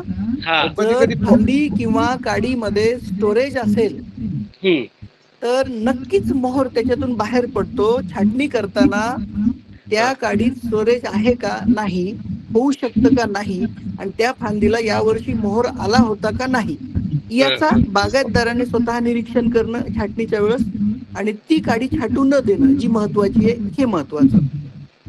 ठीक आहे. याच्यानंतर झाड फांदीतून पान नसतं तरी तिथून मोर बाहेर पडतो. येस बरोबर. अशी पण उदाहरणं आहेत. बरोबर. जर मुबलक सूर्यप्रकाश मिळाला तर खोडातून सुद्धा पालवी डेव्हलप होते आणि त्याच्यातून सुद्धा मोहर बाहेर पडतात हे आपण पाहिलेलं आहे. अजून कुणाचा काही प्रश्न आहे किंवा कुणाला काही बोलायचंय? सर ते बेसल डोस आणि कल्टर आहे ना सर बोला. त्या वापरात आहे ना थोडस म्हणजे कसं माहिती का, बेसल डोस आपण वाढीसाठी देतो, कल्टर थांबवण्यासाठी देतो. दोन्ही असे एका वेळेला देणं थोडस विरोधाभास होतो. असं काहीतरी त्याच्यात आहे ना, काहीतरी अंतर असावे, आणि किती अंतर असावं थोडस.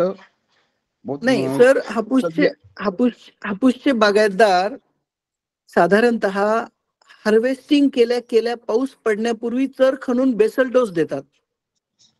पाऊस पहिला मोठा ओसरल्यानंतरच कल्टर ऍप्लिकेशन करतात. त्याच्यामुळे जेव्हा तुम्ही खत देता त्यानंतर पांढरी मुळी डेव्हलप होते, झाडाचं प्रॉपर महिना दीड महिना पोषण होतं, त्याच्यानंतरच कल्टर द्यायला पाहिजे. आणि अशीच प्रॅक्टिस साधारणतः हापूसमध्ये मोठ्या प्रमाणावर वापरली जाते. नाही, केसरमध्ये पॅक्लोब्युट्राझोलचं ऍप्लिकेशन हे नवीन आहे. याच्यामध्ये बागायतदारांनी 10-5 वर्ष काळजीपूर्वक वेगवेगळ्या तज्ञांच्या सल्ल्यानुसार आणि आपल्या अनुभवाला जोड देऊन काही प्रयोग करायला पाहिजेत. पण छाटणी केल्यानंतर खताचा डोस दिल्यानंतर रेस्ट देणे किमान महिनाभर, पांढरी मुळी डेव्हलप होऊन झाडाचं पोषण होईपर्यंत. कारण जर त्याचं पोषण झालं तरच त्या अंगातली ताकद बाहेर टाकेल. जर त्याचं पोषण नाही झालं, पोषणच नसेल तर बाहेर काय टाकणार आहे. म्हणून 1 महिन्याचा तरी रेस्ट द्यावा आणि लोक देतात असं मला वाटतं. बोला सर. तोडकर सर. दिलं ना सर, झाडाला पण काही निर्णय घ्यावा कळत नाही. नाही, एकाच वेळी सजेस्टेडच नाहीये, एकाच वेळी हे कुणीच सांगितलेलं नाहीये तुम्हाला. ज्यावेळी आपली चर्चा चालू होती ना, हा सर, त्यावेळेला ते म्हटले आता जून मध्येच द्यायचं आणि खत बेसल डोस टाकायचा, दोन्ही एका वेळेला. अच्छा, आपण त्याच्यावर आपण त्या संदर्भात अधिक माहिती घेऊ. त्यांचा काय अभ्यास आहे, काय वाचन आहे याच्या संदर्भात आपण माहिती घेऊ आणि ग्रुपवर सविस्तर त्याच्यावर आपण मत प्रदर्शित करू. माझं यावरती एक मत आहे. बोला सर. हा, की काय होतं, लोकांना लवकर आंबा आणा यासाठी पॅक्लोब्युट्राझोल लवकर टाकलं म्हणजे लवकर आंबा येईल असं माझंही स्वतःच मत होतं. म्हणून मी मागच्या वर्षी प्रयोग केला. परंतु आता जसं पाटील सरांनी म्हणलं की त्याला पहिले खत आणि पाणी देऊन त्याला 1 महिना त्याला वाढायला किंवा त्याची जी एनर्जी बाहेर पडलेली आहे फळाच्या मार्फत ती त्याला रिकवर करायला काहीतरी वेळ पाहिजे. आणि मग लोक काय करतात की बरेचसे आंबा बागायतदार की जून मध्ये देऊ आपण कल्टार आणि मग आपला आंबा लवकर येईल. तर माझा स्वतःचा अनुभव असा आहे, मी जूनमध्ये देऊन पाहिलं, जूनच्या नंतरही पाहिलं, परंतु सगळ्यात चांगला इफेक्ट ज्यावेळेस आपण पाणी देऊन खत देऊन 1 महिन्यानंतर म्हणजे साधारणतः 15 जुलै ते 15 ऑगस्ट या पिरियड मध्ये दिलं तर तो बरोबर त्याला लागू पडतं. नाही तर मग तुम्हाला अगोदर पाणी द्यायची तुमची व्यवस्था असली पाहिजे.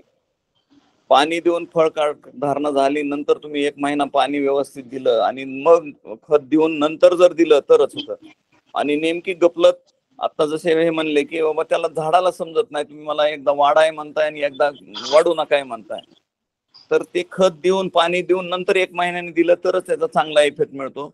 मी स्वतः आंबा लवकर आणण्यासाठी काही झाडांना जूनमध्ये 1 जूनला त्याच्या अगोदर नंतर हे असे प्रयोग केले, परंतु त्याच्यामध्ये काही फारसा फरक पडला नाही. पण खत आणि हे असा जर देऊन प्रयत्न केला तर काही 5-7 दिवसाचा फरक पडतो, पण जास्त दिवसाचा फरक पडत नाही. तुम्ही जर 15 जुलै ते 15 ऑगस्ट या दरम्यानच जर पॅक्लोबुट्रोझाल दिलं तर बरोबर 20 नोव्हेंबरला तुमचा मोहर येतो आणि मार्चच्या शेवटच्या किंवा एप्रिलच्या पहिल्या आठवड्यात तुम्हाला आंबा काढणीला येतो केसरचा. हा माझा वैयक्तिक अनुभव आहे. ठीक आहे, धन्यवाद सर. मला पाटील सरांना विनंती करायची की बरेचसे काही लोक पॅक्लोसाठी चौकशी करतायत आणि आता आम्हाला टाकायचं म्हणतायत, तर आपण मागं म्हणल्याप्रमाणे सगळ्या कंपनीचे पॅक्लोबुट्रोझाल आपण कंपनीकडून घेऊन द्यायचं बोललो होतो. तर ग्रुपच्या माध्यमातून काय होऊ शकतं, ज्यांना ज्या कंपनीचा पाहिजे ते त्या कंपनीचं आपण पॅक्लो जास्त लोक आपले सभासद असल्यामुळं आपण ते ग्रुपमध्ये ओपन करून द्यावं की जेणेकरून आंबा उत्पादकाला त्याचा फायदा होईल. तरी माझी त्यांना विनंती आहे की त्यांनी जे पाहिजे त्याप्रमाणे, कोण सिंजेटा मागतोय सिंजेटाचं घ्या, कोणाला ते ऑस्ट्रेलियन पाहिजे ऑस्ट्रेलियन घ्या, ते ज्याच्या त्याच्या अनुभवाप्रमाणे आणि ज्याच्या त्याच्या किमती आपण जर टाकल्या तर आपल्या आंबा बागायतदाराला उपयोग होईल. तर माझी सगळ्यांना विनंती की जूनला जर कुणाला आता लगेच टाकायचंय तर त्यांनी महाग त्याला पाणी दिलं पाहिजे आणि खतं देऊन त्याला त्याची एनर्जी रिकव्हर केलं पाहिजे, तर तुमचा थोडाफार फरक पडतो, जास्त फरक पडत नाही. परंतु मी 15 जुलै ते 15 ऑगस्ट या दरम्यान सुरुवातीला काही झाडं घेतो, मध्ये काही घेतो आणि शेवटी घेतो. त्याच्यामुळे माझं आता शेवट आणखी आता जस्ट काल हार्वेस्टिंग संपलं माझं, आणि असं आल्यामुळे मला थेट विक्रीला चांगला फायदा होतो. धन्यवाद. सरांनी खूप महत्वाच्या प्रश्नाला हात घातलेला आहे.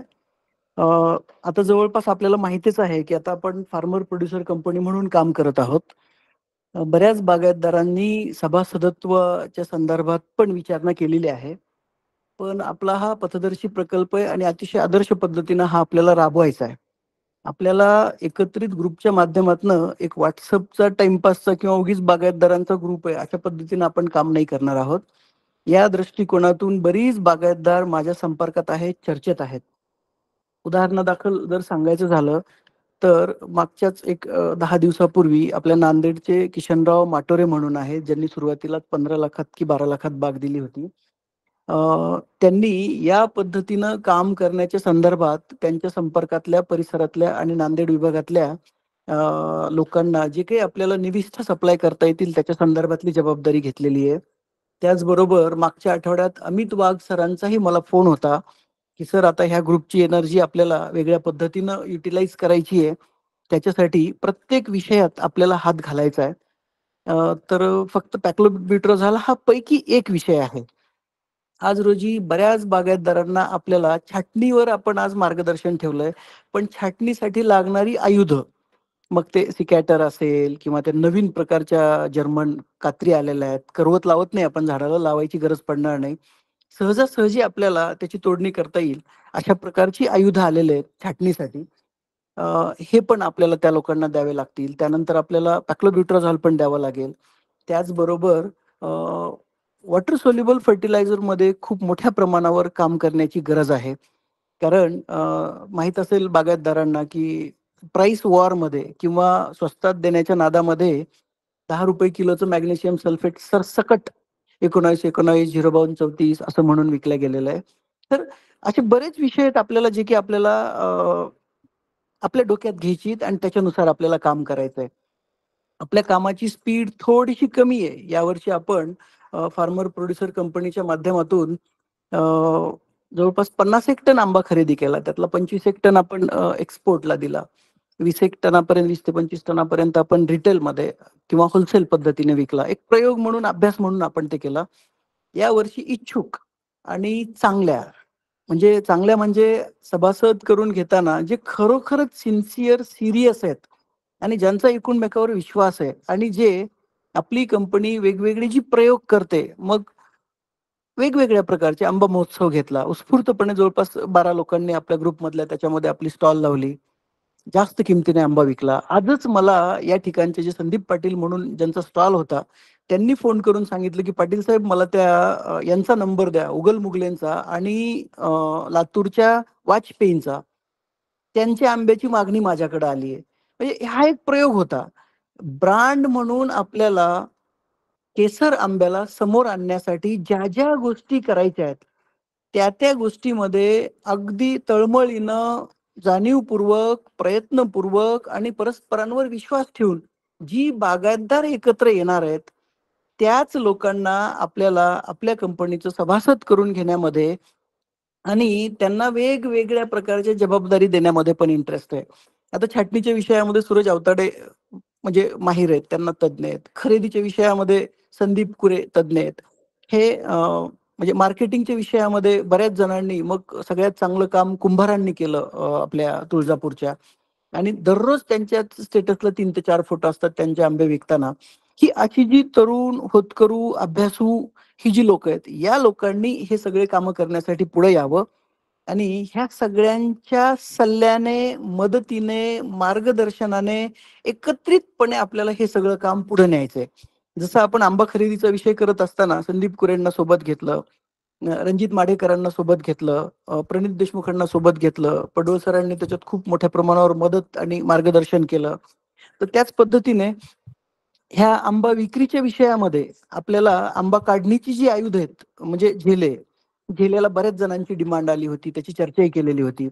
आता छाटणीसाठी नागपूरवरनं तुषार सोनवणेंनी 4 वेळेस फोन करून चौकशी केली. त्यांना एका कोकणातल्या बागायतदाराचं नाव दिलं, त्यांच्याकडनं ची माहिती घ्यायला सांगितली. तर हे आपल्याच प्लॅटफॉर्मवरनं आपल्या सभासदांना ही सगळी माहिती देणं आपण गरजेचं आहे, ती आपली जबाबदारी आहे. तर आता आयुधांचा छाटणीचा विषय आता इमिडिएट तोंडावर असल्यामुळे तो आपल्याला हातात घेता येणार नाही. मायक्रोन्यूट्रिएंटचा विषय आपल्याला हातात घेता येऊ शकतो, कारण सॉइल ऍप्लिकेशनची जी 10 किलोची जी बॅग आहे, त्याच्यामध्ये सगळ्यात मोठा बोगस माल भरून दिला जातो. कारण ज्या आता मायक्रोन्यूट्रिएंटचं मी गेल्या 20 वर्षापासून मॅन्युफॅक्चरर आहे. जे मायक्रोन्यूट्रिएंट पर्सेंटेज नुसार बनवलं तर 40-45 रुपयाला ज्याचं फॉर्म्युलेशन जाऊ शकतं, त्याची 10 किलोची बॅग 300 रुपयाला शेतकऱ्यांच्या दारात मिळते. हा संशोधनाचा विषय. अशा अनेक विषयात आपल्याला हात घालायचा आहे. पण आपला ग्रुप म्हणजे याच्यामध्ये हौशे, नवशे, गवशे बरेच आहेत. साधारणतः 100 लोक 8-8, 10-10 दिवस मेसेज उघडून पण बघत नाहीत. 50 ते 100 लोक 1 तासामध्ये मेसेज बघतात. त्यांना इंटरेस्ट असतो, की ग्रुपवर काहीतरी मेसेज आलाय म्हणजे काहीतरी नवीन माहिती आपल्याला मिळालेली आहे आणि त्यांना त्याच्यात इंटरेस्ट असतो. काळजीपूर्वक प्रत्येक मेसेज वाचणारे, त्याला प्रतिक्रिया देणारे खूप वेगवेगळी बागायतदार आहेत. आपण जी वेगवेगळी प्रयोग करायला लागलो, ह्या सगळ्या वेगवेगळ्या प्रयोगांना सपोर्ट करणारी, सहभागी होणारी, प्रोत्साहन देणारी बरीच बागायतदार आहेत. तर आपल्याला पहिलं ही जी एकजीव आणि पूर्ण प्रामाणिकपणे परस्परांवर विश्वास ठेवून किमान 100 लोकांची निवड करायला पाहिजे आणि त्या 100 लोकांची निवड करून त्यातल्या ठराविक लोकांना, जो ज्या विषयाचा तज्ज्ञ आहे, त्या लोकांना त्याची जबाबदारी द्यायला पाहिजे. आता मी पेस्टिसाइड मध्ये 97 पासून काम करतो. म्हणजे माझी कंपनी स्वतःची साधारणतः 70 फॉर्म्युलेशन्स स्वतःच्या ब्रँडमध्ये मार्केटमध्ये विकते. मायक्रोन्यूट्रिएंट मध्ये पण तेवढेच दिवस झाले. 50-60 लायसन्स जवळच्या स्वतःच्या कंपनीचे आणि जवळच्या लोकांचे, आणि आपण त्याच्यात एबीसीडी माहिती आहे आपलं, आपण त्याच्यात खूप मोठं काम करू शकतो.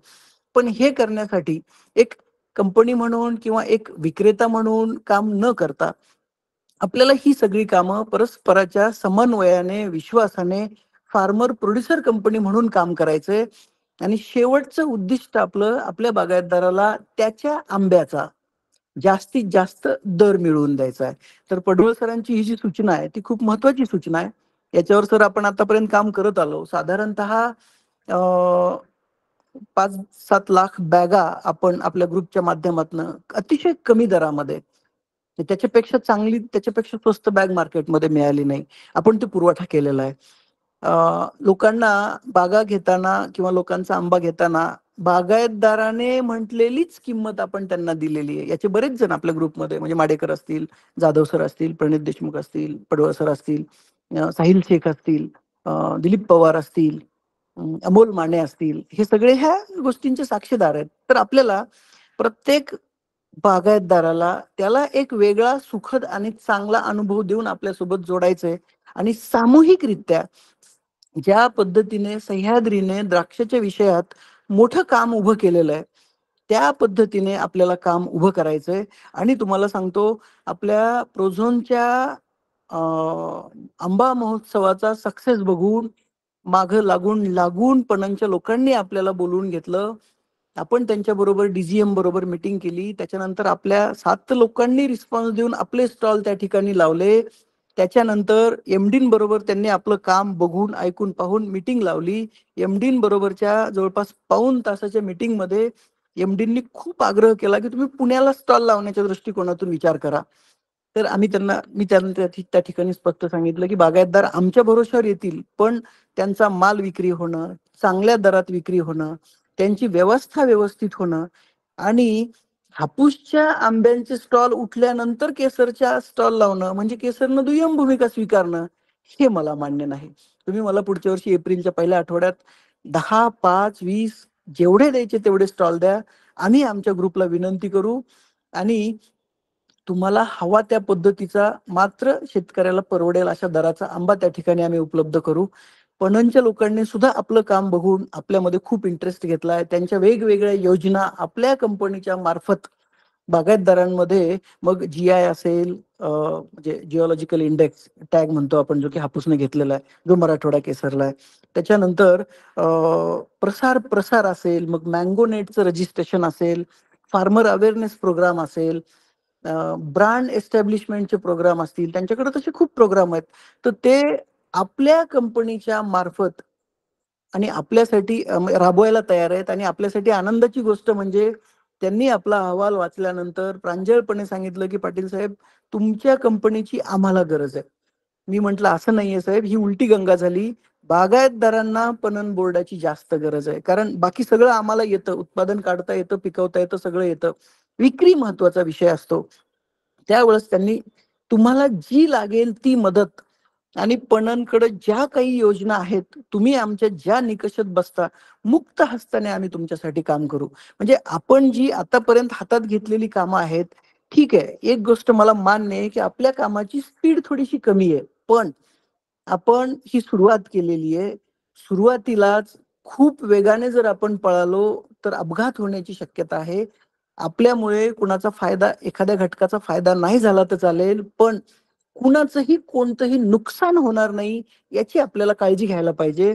मग आंबा बागायतदार, त्याच सोबत मग तो छाटणी करणारा असो, खताचा विक्रेता असो, औषधाचा विक्रेता असो, त्याच्यानंतर बॅगांचा विक्रेता असो किंवा सगळ्याच गोष्टी असो, ह्या सगळ्या घटकांना विश्वासात घेऊन, सोबत घेऊन, त्या प्रत्येक घटकाचा व्यावसायिक हितसंबंध जपून आणि बागायतीला न्याय देण्याच्या दृष्टिकोनातून आणि अधिक उत्पादन मिळवण्याच्या दृष्टिकोनातून आपल्याला काम करायचंय.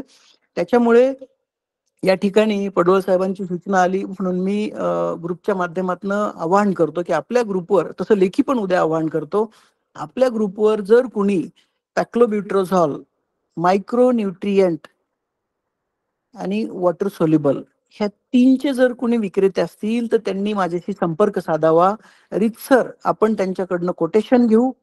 त्यांच्याकडनं जो काही कोटेशन येतील, जी काही ब्रँड शेतकरी सुचवतील त्याचे कोटेशन घेऊ. ती जी कोटेशन येतील ती आपण ग्रुपच्या माध्यमातून जसं पेपर बॅक करताना केलं होतं त्या पद्धतीनं सगळ्यांच्या समोर ठेवू आणि हे सगळ्या गोष्टी कशा प्रकारे ऍप्लिकेशन करायच्या त्यांच्या शेतात जाऊन त्यांना आपण मार्गदर्शन देण्याचा प्रयत्न करू.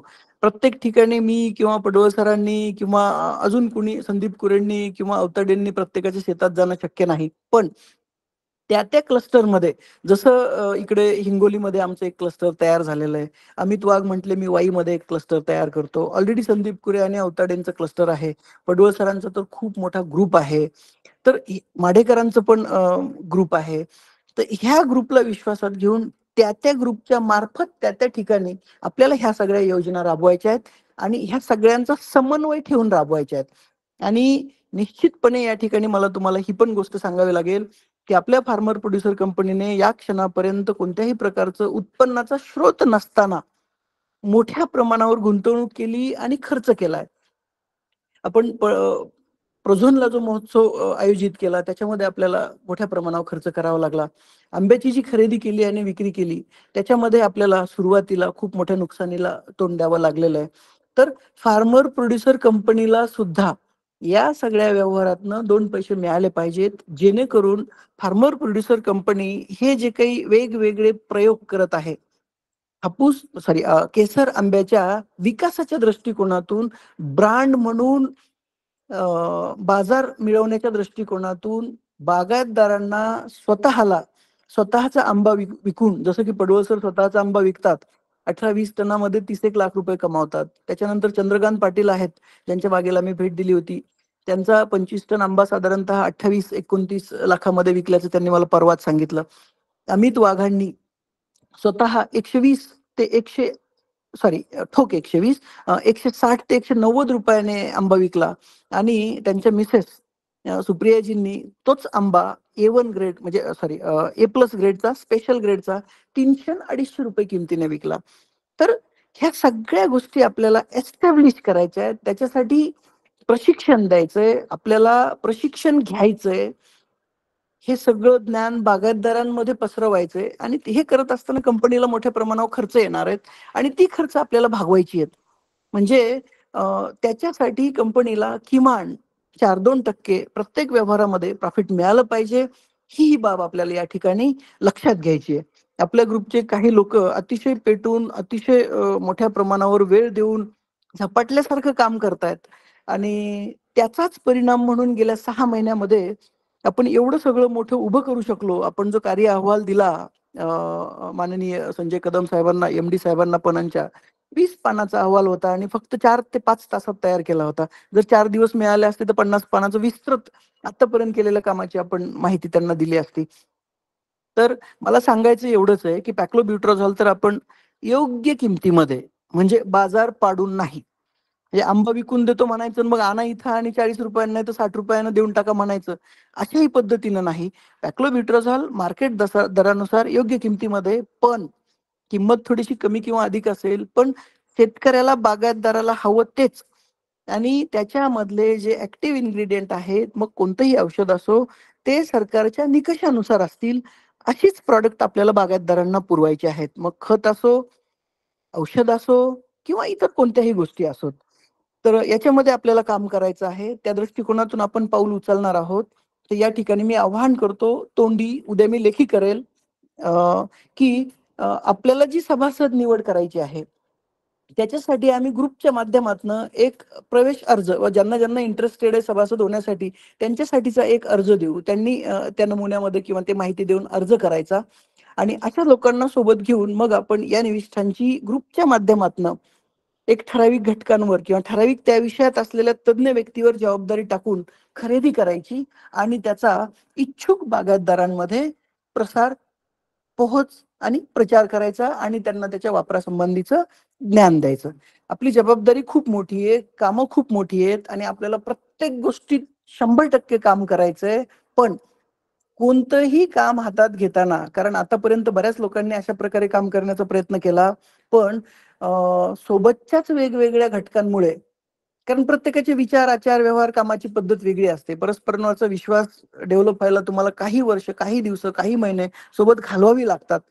तर तोच प्रयोग आपण करतोय. फक्त हे करत असताना कोणत्याही प्रकारची घिसाडघाई आपण करणार नाही, कोणत्याही प्रकारची चूक आपण करणार नाही आणि काम भले स्लोली झालं तरी चालेल, पण पुढच्या 5व्या वर्षी आपण आणि आपल्या सोबतचे बागायतदार कोणत्या ठिकाणी असणार आहेत हे गणित डोक्यात घेऊनच आपल्याला पावलं उचलायची आहेत. पडवळ सरांची सूचना आपण लवकरच अंमलबजावणी करूयात. प्रवेश अर्जही देऊयात आणि निविष्ठांच्या संदर्भामध्ये माहिती पण मागूयात. ज्यांना ज्यांना हवंय त्यांना त्यांना त्या सगळ्या गोष्टींचा पुरवठा करण्यासाठी कंपनी बांधील राहील. धन्यवाद सर. कुणाला काही बोलायचंय अजून? पडवळ सरांचा हात वरती आहे, तोडकर सरांचा हात वरती आहे. हो बोलायचं सर. Hello hello. हा सर, ते आयुधाबद्दल जे तुम्ही म्हणले सिकेटर वगैरे, हा तोडकरजी बोला सर, बोला सर. तर जे फॉल्कन कंपनीचे जे मालक आहेत ना ते माझ्या ओळखीचे आहेत आणि ते सुद्धा शेतकरी आहेत आणि त्यांना सुद्धा अशा गोष्टींमध्ये खूप इंटरेस्ट आहे. तर मी त्यांच्याशी बोलून घेतो आणि आपल्याला पाहिजे तशी आयुध सुद्धा ते नवीन सुद्धा तयार करून देतात. आता याच्यामध्ये सर माझा एक डीलर आहे कोकणातला, याचे माझे गेल्या 18 वर्षापासूनचे संबंध आहेत. तो मुंबईवरनं जर्मन कंपनीची आयुध आणतो आणि ती खूप सुंदर आहेत आणि खूप चपळ आहेत आणि हाताळायला पण सोपी आहेत. तर आपल्याला पहिले बागायतदारांच्या गरजा काय आहेत? सिकॅटरी सगळ्यांची गरज आहे आणि एक सॉ जी की हँड सॉ असते ती सगळ्यांची गरज आहे. बरोबर आहे. तर तुम्ही तो नंबर घेऊन त्या तुमच्या परिचयाच्या आयुधवाल्यांशी इंजिनियरशी बोलून घ्या. आपण ग्रुपवरती सगळी माहिती देऊ आणि एकत्रितपणे ज्यांची ज्यांची डिमांड येईल त्यांना सप्लाय करू. धन्यवाद सर तुम्ही पुढे आल्याबद्दल. रणजित माडेकरांचा हात वरती आहे, खूप वेळ झाला. कृपया रणजितजी काही बोलायचं असेल तर बोला. हा नमस्कार पाटील सर. नमस्कार नमस्कार, बोला सर. थोडासा मी आता खूप वेळ झाला, छोटासा प्रश्न होता पडवळ सरांना. आपण जे रासायनिक खत जे टाकतो ना सर, त्याचा अपटेक करण्याचा कालावधी काय असतो? समजा आपण आज सिंगल सुपर फॉस्फेट टाकलो आणि तो मुळे अपटेक करते, हे असं कालावधी किती दिवसाचा असतो? रणजित सर एक मिनिट. हे सेशन छाटणीवर आहे, छाटणी नंतर खताचा विषय आहे.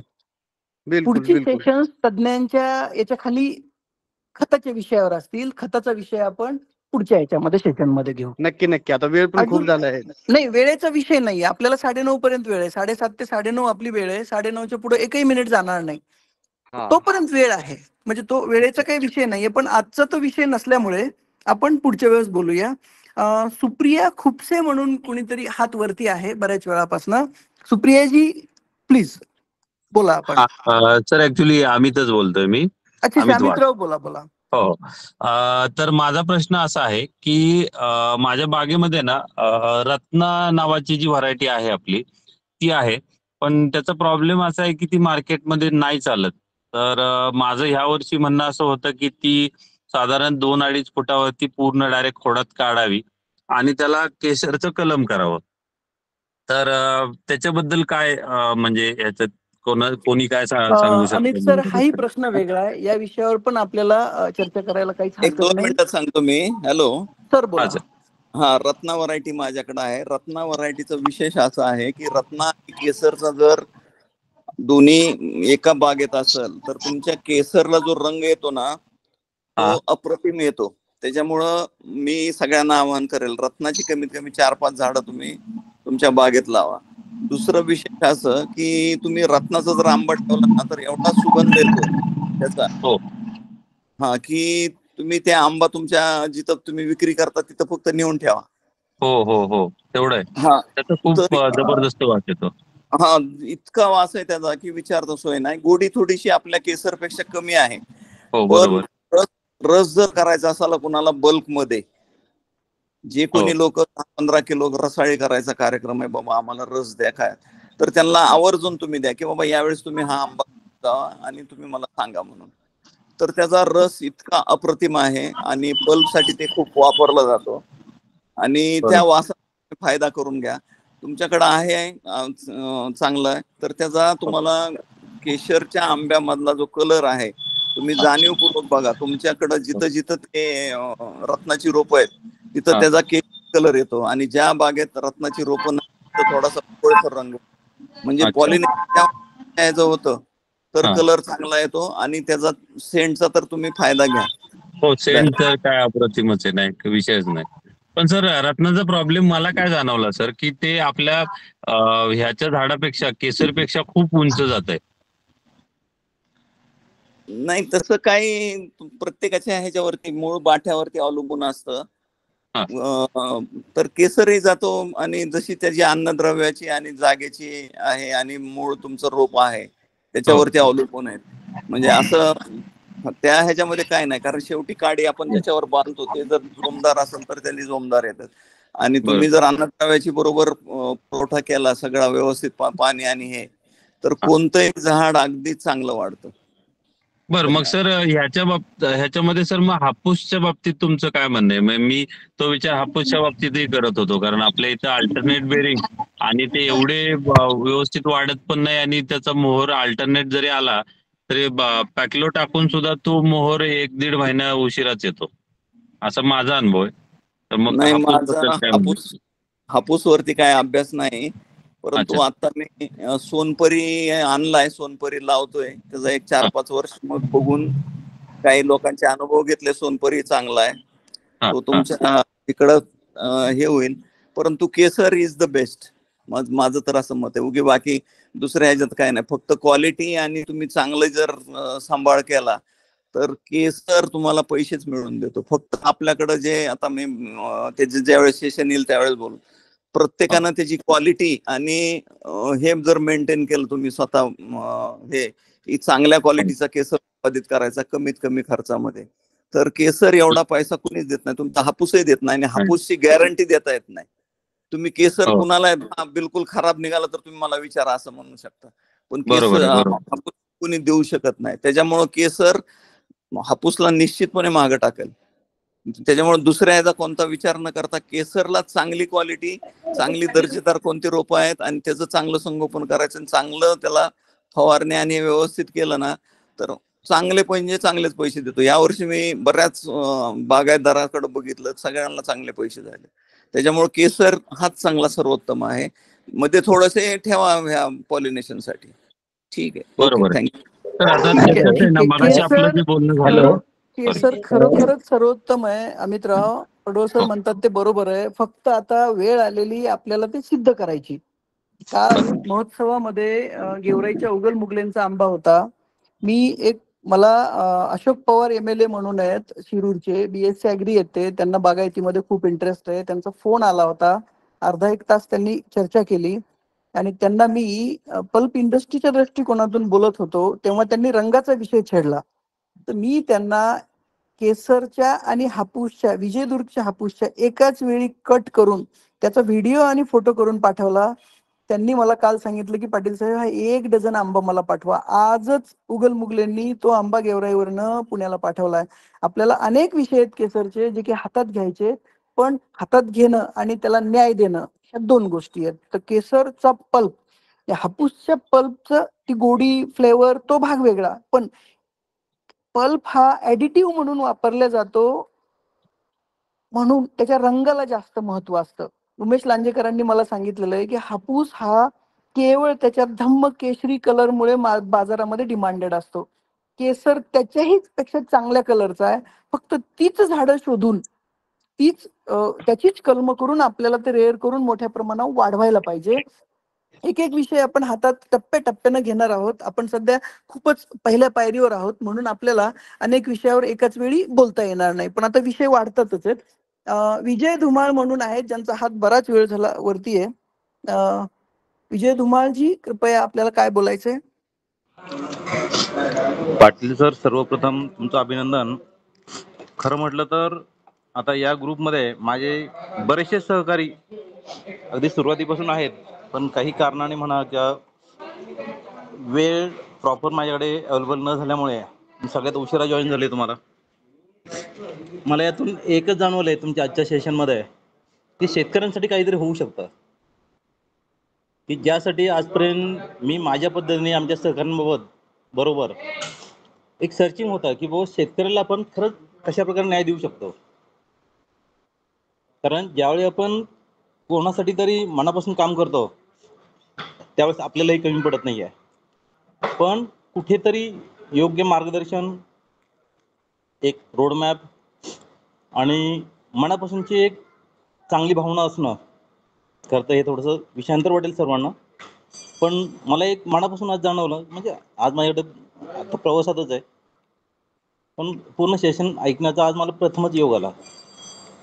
मला हे असं भावलं की खरंच शेतकऱ्यांसाठी काहीतरी होऊ शकतं, की ज्या हेतून पडवळ सर झालं, अगदी आमचे शिंदे सर झालं किंवा आमचे बरेचसे सहकारी आम्ही एकत्र आलो, पण मूळ जो काही गाभा होता किंवा शेतकऱ्यांसाठी आपल्याला काहीतरी करायचं आहे त्याला तिलांजली मिळाली. आणि आज माझ्याकडे प्रवासात का होईना पण वेळ मिळाला, यानंतर 100% माझं योगदान राहील. एवढंच माझी अपेक्षा असेल की शेतकऱ्याच्या हिताविरुद्ध काही होऊ नये एवढी माफक अपेक्षा राहील. कुठलीही जबाबदारी पार पाडण्याची माझी तयारी आहे. मी परत एकदा तुमच्या सर्वांचं अभिनंदन करतो आणि आज ही झालेली सुरुवात अशी दिवसेगणिक वाढत जावो.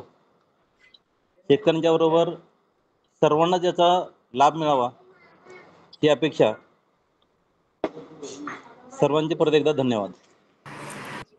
धन्यवाद सर. खूप तरुण आणि खूप महत्वाचे आणि खूप जिद्दीनं कष्ट करणारे आणि प्रामाणिक लोक आपल्यासोबत जोडल्या गेलेले आहेत आतापर्यंत. स्वतःहून जबाबदारी घेण्यासाठी लोक स्वतःहून फोन करतात आणि त्या दृष्टिकोनातून प्रयत्नही करतात. त्याच्यामध्ये आपली पण एक वाढ झाली. आपलं निश्चितच या ग्रुपमध्ये स्वागत आहे. आपले काही सूचना मार्गदर्शन वगैरे असेल तर आपण आम्हाला वेळोवेळी करत जा, आम्ही त्याचं स्वागत करू. आता याच्यानंतर कुणाला काही बोलायचंय? सर केशर बद्दल एक महत्वाची गोष्ट सांगावीशी वाटते. छाटणीच्या संदर्भातली आहे का? नाही सर, विक्री व्यवस्थापन किंवा मागणीच्या संदर्भातली एक आनंदाची गोष्ट आहे. अच्छा अच्छा, बोला सर. टाटा, रिलायन्स आणि ITC सारख्या कंपन्या त्यांच्या कर्मचाऱ्यांना आंबा गिफ्ट स्वरूपात देतात. तो हापूसचा देतात. आजपर्यंत हापूसचा देत होते, पण त्यांनी ह्या वर्षी केशरची डिमांड ठेवलेली आहे आपल्या पुढे. ITC कंपनीने आपल्याकडून 1 टन आंबा ह्या वर्षी घेतलेला आहे गिफ्टसाठी. तर त्यांनी पुढं म्हणजे त्याचे रिझल्ट बघून त्यांनी पुढच्या वर्षी आपल्याला गिफ्टसाठी केशरसाठी त्यांनी सांगितलेलं आहे. म्हणजे ही आनंदाची गोष्ट आहे केशरसाठी. खूपच छान. आपल्याला या अशा टाटा सारख्या कंपन्याच सोबत पाहिजे, जेणेकरून पूर्ण प्रामाणिकपणे काम करता येईल आणि शेती किंवा आंबा बागायती या विषयाला न्याय देता येईल. चुकीच्या लोकांबरोबर आपल्याला बिलकुल उभं राहण्यामध्ये इंटरेस्ट नाहीये. कारण या वर्षी एक्सपोर्टचा विषय हातात घेतल्यानंतर पडवळ सरांनी आणि मी संपूर्ण पश्चिम महाराष्ट्र पालथा घातला, तर आम्हाला खरेदीदारांकडनं तसा चांगला अनुभव आला असं म्हणता येणार नाही. म्हणून मग आम्ही हे मोठ्या लोकांचा नाद सोडून काय करावं याच्यावर महिनाभर अभ्यास करून डायरेक्ट विक्री या विषयामध्ये मुसंडी मारली. तर आपल्याला त्याच्यानंतर असं लक्षात येतंय की एक्सपोर्टर म्हणून एक तर टाटा सारखी कंपनी किंवा मग सह्याद्री सारखं आपण स्वतःच एक्सपोर्टर म्हणून समोर येणे, ज्याच्यासाठी आपण 10 गुंठ्यामध्ये कंपनीचं स्वतःचं रायपनिंग चेंबर, कोल्ड स्टोरेज आणि packing house, grading sorting packing house हे सगळं करणार आहोत. तर आपल्याला अशा मोठ्या लोकांचं, चांगल्या लोकांचं, मोठा कोण किती याच्यापेक्षा चांगल्या लोकांचं आपल्याला मदत घ्यावी लागेल, त्यांना सोबत घ्यावं लागेल आणि त्यांच्याबरोबर जोडण्यासाठी आपल्याला काही प्रयत्न करावे लागतील आणि काम करावं लागेल. म्हणून संदीपराव, तुमचं काम अतिशय अनुकरणीय आणि कौतुकास्पद आहे. आपल्याला त्याचा नक्की फायदा घेता येईल. छाटणी या विषयावर अजून कुणाला काही बोलायचंय का? सर, छाटणी या विषयावरती नाहीये, बट मला पण तसंच एक छोटस फक्त एका वाक्यात सांगायचं आहे. बोला ना सर, बोला. हे थोडंसं पॉझिटिव्हच आहे की पुण्यामध्ये सर मी विक्री करताना मला सुद्धा तोच इतका छान अनुभव आलाय की कदाचित आपण सगळे मिळून जर एकत्र शेतकरी आलो आणि पुण्यासारख्या मार्केटमध्ये जर आपण विक्री करायला लागलो तर कदाचित 1 ते 2% मार्केट शेअर आपण सगळे मिळून करू शकतो काबीज. एवढा ह्यूज स्कोप आहे. आणि आजच्या तारखेला सुद्धा सर मला फक्त क्वालिटीचा माल कमी पडतोय विकायला, पण मी आजच्या तारखेला सुद्धा 250-300 रुपयेपर्यंत आजही मी बुकिंग घेतोय आणि आजही मी माल विकतोय. म्हणजे लोकांना केसर माहिती नव्हता. काही लोक, माझे जवळपास 40-50% कस्टमर यंदा मला असे मिळाले ज्यांनी केसर पहिल्यांदाच खाल्ला आणि तो जवळपास 5 वेळा रिपीट केला. मला 5 वेळा त्यांची ऑर्डर रिपीट झाली. तर असं आहे. तर खूप मोठा स्कोप आहे. तर जसं पाटील सर म्हणाले की विक्री व्यवस्थापन किंवा ह्या सगळ्या गोष्टींमध्ये आपल्याला खूप मोठं काम करता येऊ शकतं. तर माझा खूप त्याच्यामध्ये ह्या वर्षीचे खूप सारे अनुभव आहेत. तर जेव्हा आपण विक्री व्यवस्थापनावरती जेव्हा बोलू त्यावेळेस मी अजून खूप जास्त बोलेन, कारण माझ्याकडे खूप सारे अनुभव लिहून ठेवलेले, जसं पाटील सरांनी मला सांगितलं. काही अडचणी आहेत, काही अनुभव आहेत ते त्यावेळेस शेअर करेन. पण खूप मोठं काम करण्यासारखं आहे विक्री व्यवस्थापनामध्ये आणि फक्त पुण्यासारख्या मार्केटमध्ये. निश्चित निश्चित. ते अमित सर, तुमचं पुण्याचा अनुभव तुम्ही शेअर केला, खूप छान वाटलं. पण हो. ग्रुपला तुमच्याबद्दल माहिती सांगतो. अमित वाघांनी आपण जे कोकणातलं सेशन ठेवण्याचा प्रयत्न केला होता, त्याच्यामध्ये स्वतःहून 4 दिवस पूर्ण वेळ देऊन, म्हणजे त्यांनी पण आणि त्यांच्या सौभाग्यवतींनी पण कार्यक्रम यशस्वी करण्याच्या दृष्टिकोनातून प्रयत्न केला होता. त्यांनी यावर्षी आपल्या ग्रुपची प्रेरणा घेऊन स्वतः साधारणतः 200, 250, 300 रुपये किलोने स्वतःचा आंबा विकला. पण याच्यापेक्षा वेगळी एक गोष्ट सांगतो मी. गुजरातेत माझे खूप मोठ्या प्रमाणावर मित्र आहेत. सुरुवातीपासून मी पेस्टिसाइड मायक्रोन्यूट्रिएंटच्या व्यवसायात असल्यामुळे मी सुरुवातीला पडवळ सरांचा 50 किलो, सोलापूरचा 2 ठिकाणचा 50-50 किलो एका माझ्या 1-2 मित्रांना दिला होता. तर गीर केसर येऊन 1 महिना झालाय आज. तरी मागच्या रविवारी परत एकदा सोलापूरचा 50 किलो आंबा मी अहमदाबादला पाठवला. म्हणजे तुम्हाला आश्चर्य वाटेल, त्या लोकांच्या प्रतिक्रिया अशा आहेत की साहब इधर के आम को वो टेस्ट नहीं है जो आपके आम में है. तर ठीक आहे, हे आपल्याला माहिती आहे, आपल्या अनुभवात आहे. आपलं सोन आहे, पण ते आपण सांधीला टाकलेलं आहे. आता आपल्याला सगळ्यांना प्रामाणिकपणे फक्त 3 वर्ष देऊन, जास्त नाही, फक्त 3 वर्षाचा जरी कालावधी दिला आपण आणि प्रामाणिकपणे झोकून दिलं, तर हे सांदीत पडलेलं सोनं चकचकीत होऊन पांदीत येईल आणि आंबा बागायती ही मोठ्या प्रमाणावर वाढते. त्याचा कांदा किंवा टोमॅटो होणार नाही आणि बागायतदारांना पण आंबा बागायती करण्यामध्ये मोठ्या प्रमाणावर इंटरेस्ट येईल. आता जवळपास 9-24 झालेले आहेत. छाटणीच्या चर्चासत्रात जर बागायतदारांचं समाधान झालं नसेल, तर ग्रुपवर आपण तशी प्रतिक्रिया द्या, जेणेकरून पुढचं सेशन खत व्यवस्थापन या विषयावर ठेवायचं की परत एकदा एक सेशन छाटणी या विषयावर ठेवायचं, याच्यावर आपल्याला उहापोह करता येईल. ग्रुपच्या माध्यमातून आपण सगळीजण खूप तज्ज्ञ, अभ्यासू मतं मांडतात, भाग घेतात. कोणत्याही प्रकारचा एकही मेसेज आपल्या ग्रुपवर आलतू-फालतू किंवा अनावश्यक पडत नाही. याबद्दल मी सर्व ग्रुपच्या सभासदांचे या ठिकाणी आभार मानतो. हा ग्रुप अजून प्रभावीपणे चालवला गेला पाहिजे. प्रत्येक मेसेज सेव्ह करावा, अशाच पद्धतीने तो त्या ठिकाणी असला पाहिजे, याची आपण सगळ्यांनी डोळ्यात तेल घालून काळजी घेणं गरजेचं आहे. आज रोजी श्रीयुत भारत म्हस्के सर यांनी आपले मोलाचे मार्गदर्शन आपल्या सर्व बागायतदारांना केले. त्यांचा या ठिकाणी मी आभार मानतो. जाधव सर, संदीप कुरे सर, अनिल पडवळ सर, राजेंद्र तोडकरजी, सूरज अवताडेजी यांनी फार हिरिरीनं चर्चासत्रात भाग घेतला आणि या चर्चासत्राच्या आयोजनामध्ये मदत केली आणि यशस्वी करण्याच्या दृष्टिकोनातून प्रयत्न केला. त्याबद्दलही त्या सर्वांचं मी आभार या ठिकाणी व्यक्त करतो आणि प्रामाणिकपणे एक गोष्ट सांगतो की चर्चासत्राला 100 आहेत का 150 आहेत हे महत्वाचं नाही, पण आपल्या चर्चासत्राला एकदा जॉईन झाल्यानंतर जी आज 40, 45, 35च्या पुढे लोक होती, ती चर्चासत्र सोडत नाहीत. हे खूप माझ्या दृष्टीनं महत्वाचं वाटतं. म्हणजे ज्यांना खरोखरच तळमळ आहे, काम करायचंय, एकत्रितपणे संघटित होऊन उन्नती करून घ्यायची, अशीच सगळी लोक आपल्या सोबत आहेत. या सर्वांचं या ठिकाणी स्वागत आहे. आता नेहमीप्रमाणे पसायदानाने आपण आपल्या चर्चासत्राचा समारोप करूया. आजच्या चर्चासत्रामध्ये कोण पसायदान म्हणणार आहे?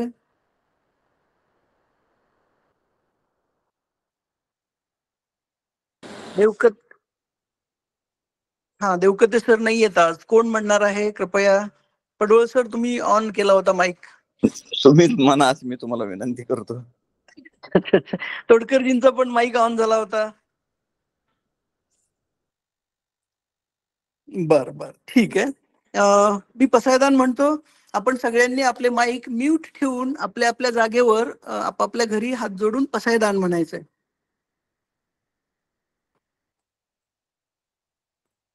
आता विश्वात्मके देवे एने वाग्यज्ञे तोषावे, तोषोनी मज द्यावे पसायदान हे. जे खळांची व्यंकटी सांडो, तया सत्कर्मी रती वाढो. भूता परस्परे जडो, मैत्र जीवांचे दुरितांचे तिमिर जाओ. विश्व स्वधर्म सूर्य पाहो, जो जे वांछील तो ते लाहो. प्राणी जात वर्षत सकळ मंगळी, ईश्वर निष्ठांची मांडियाळी. अनवरत भूमंडळी भेट तू भूता, चला कल्पतरूंचे आरव. चेतना चिंता मनीचे गाव, बोलती जे अर्णव पियुषांचे. चंद्रमे जे अलांछन, मारतंड जे तापहीन. ते सर्वाही सदा सज्जन, सोय रे हो तू. किंबहुना सर्व सुखी, पूर्ण हो नितिही लोकी. भजिजो आदि पुरुखी अखंडित, आणि ग्रंथोपजीविये. विशेषी लोकी इये, द्रष्टा द्रष्ट विजये होवावेजी. एथ म्हणे श्री विश्वेश्वरा हो, हा होईल दान पसावो. येणेवरे ज्ञान देवो सुखिया जाहला, येणेवरे ज्ञान देवो सुखिया जाहला. येणेवरे ज्ञान देवो सुखिया जाहला. ओम शांती शांती शांती. धन्यवाद सर्वांचे, तज्ञांचे, अभ्यासू बागायतदारांचे, सहभाग घेणाऱ्या सर्व सदस्यांचे, उपस्थित सर्व घटकांचे आभार मानून ही मीटिंग संपली असं मी जाहीर करतो. धन्यवाद. धन्यवाद.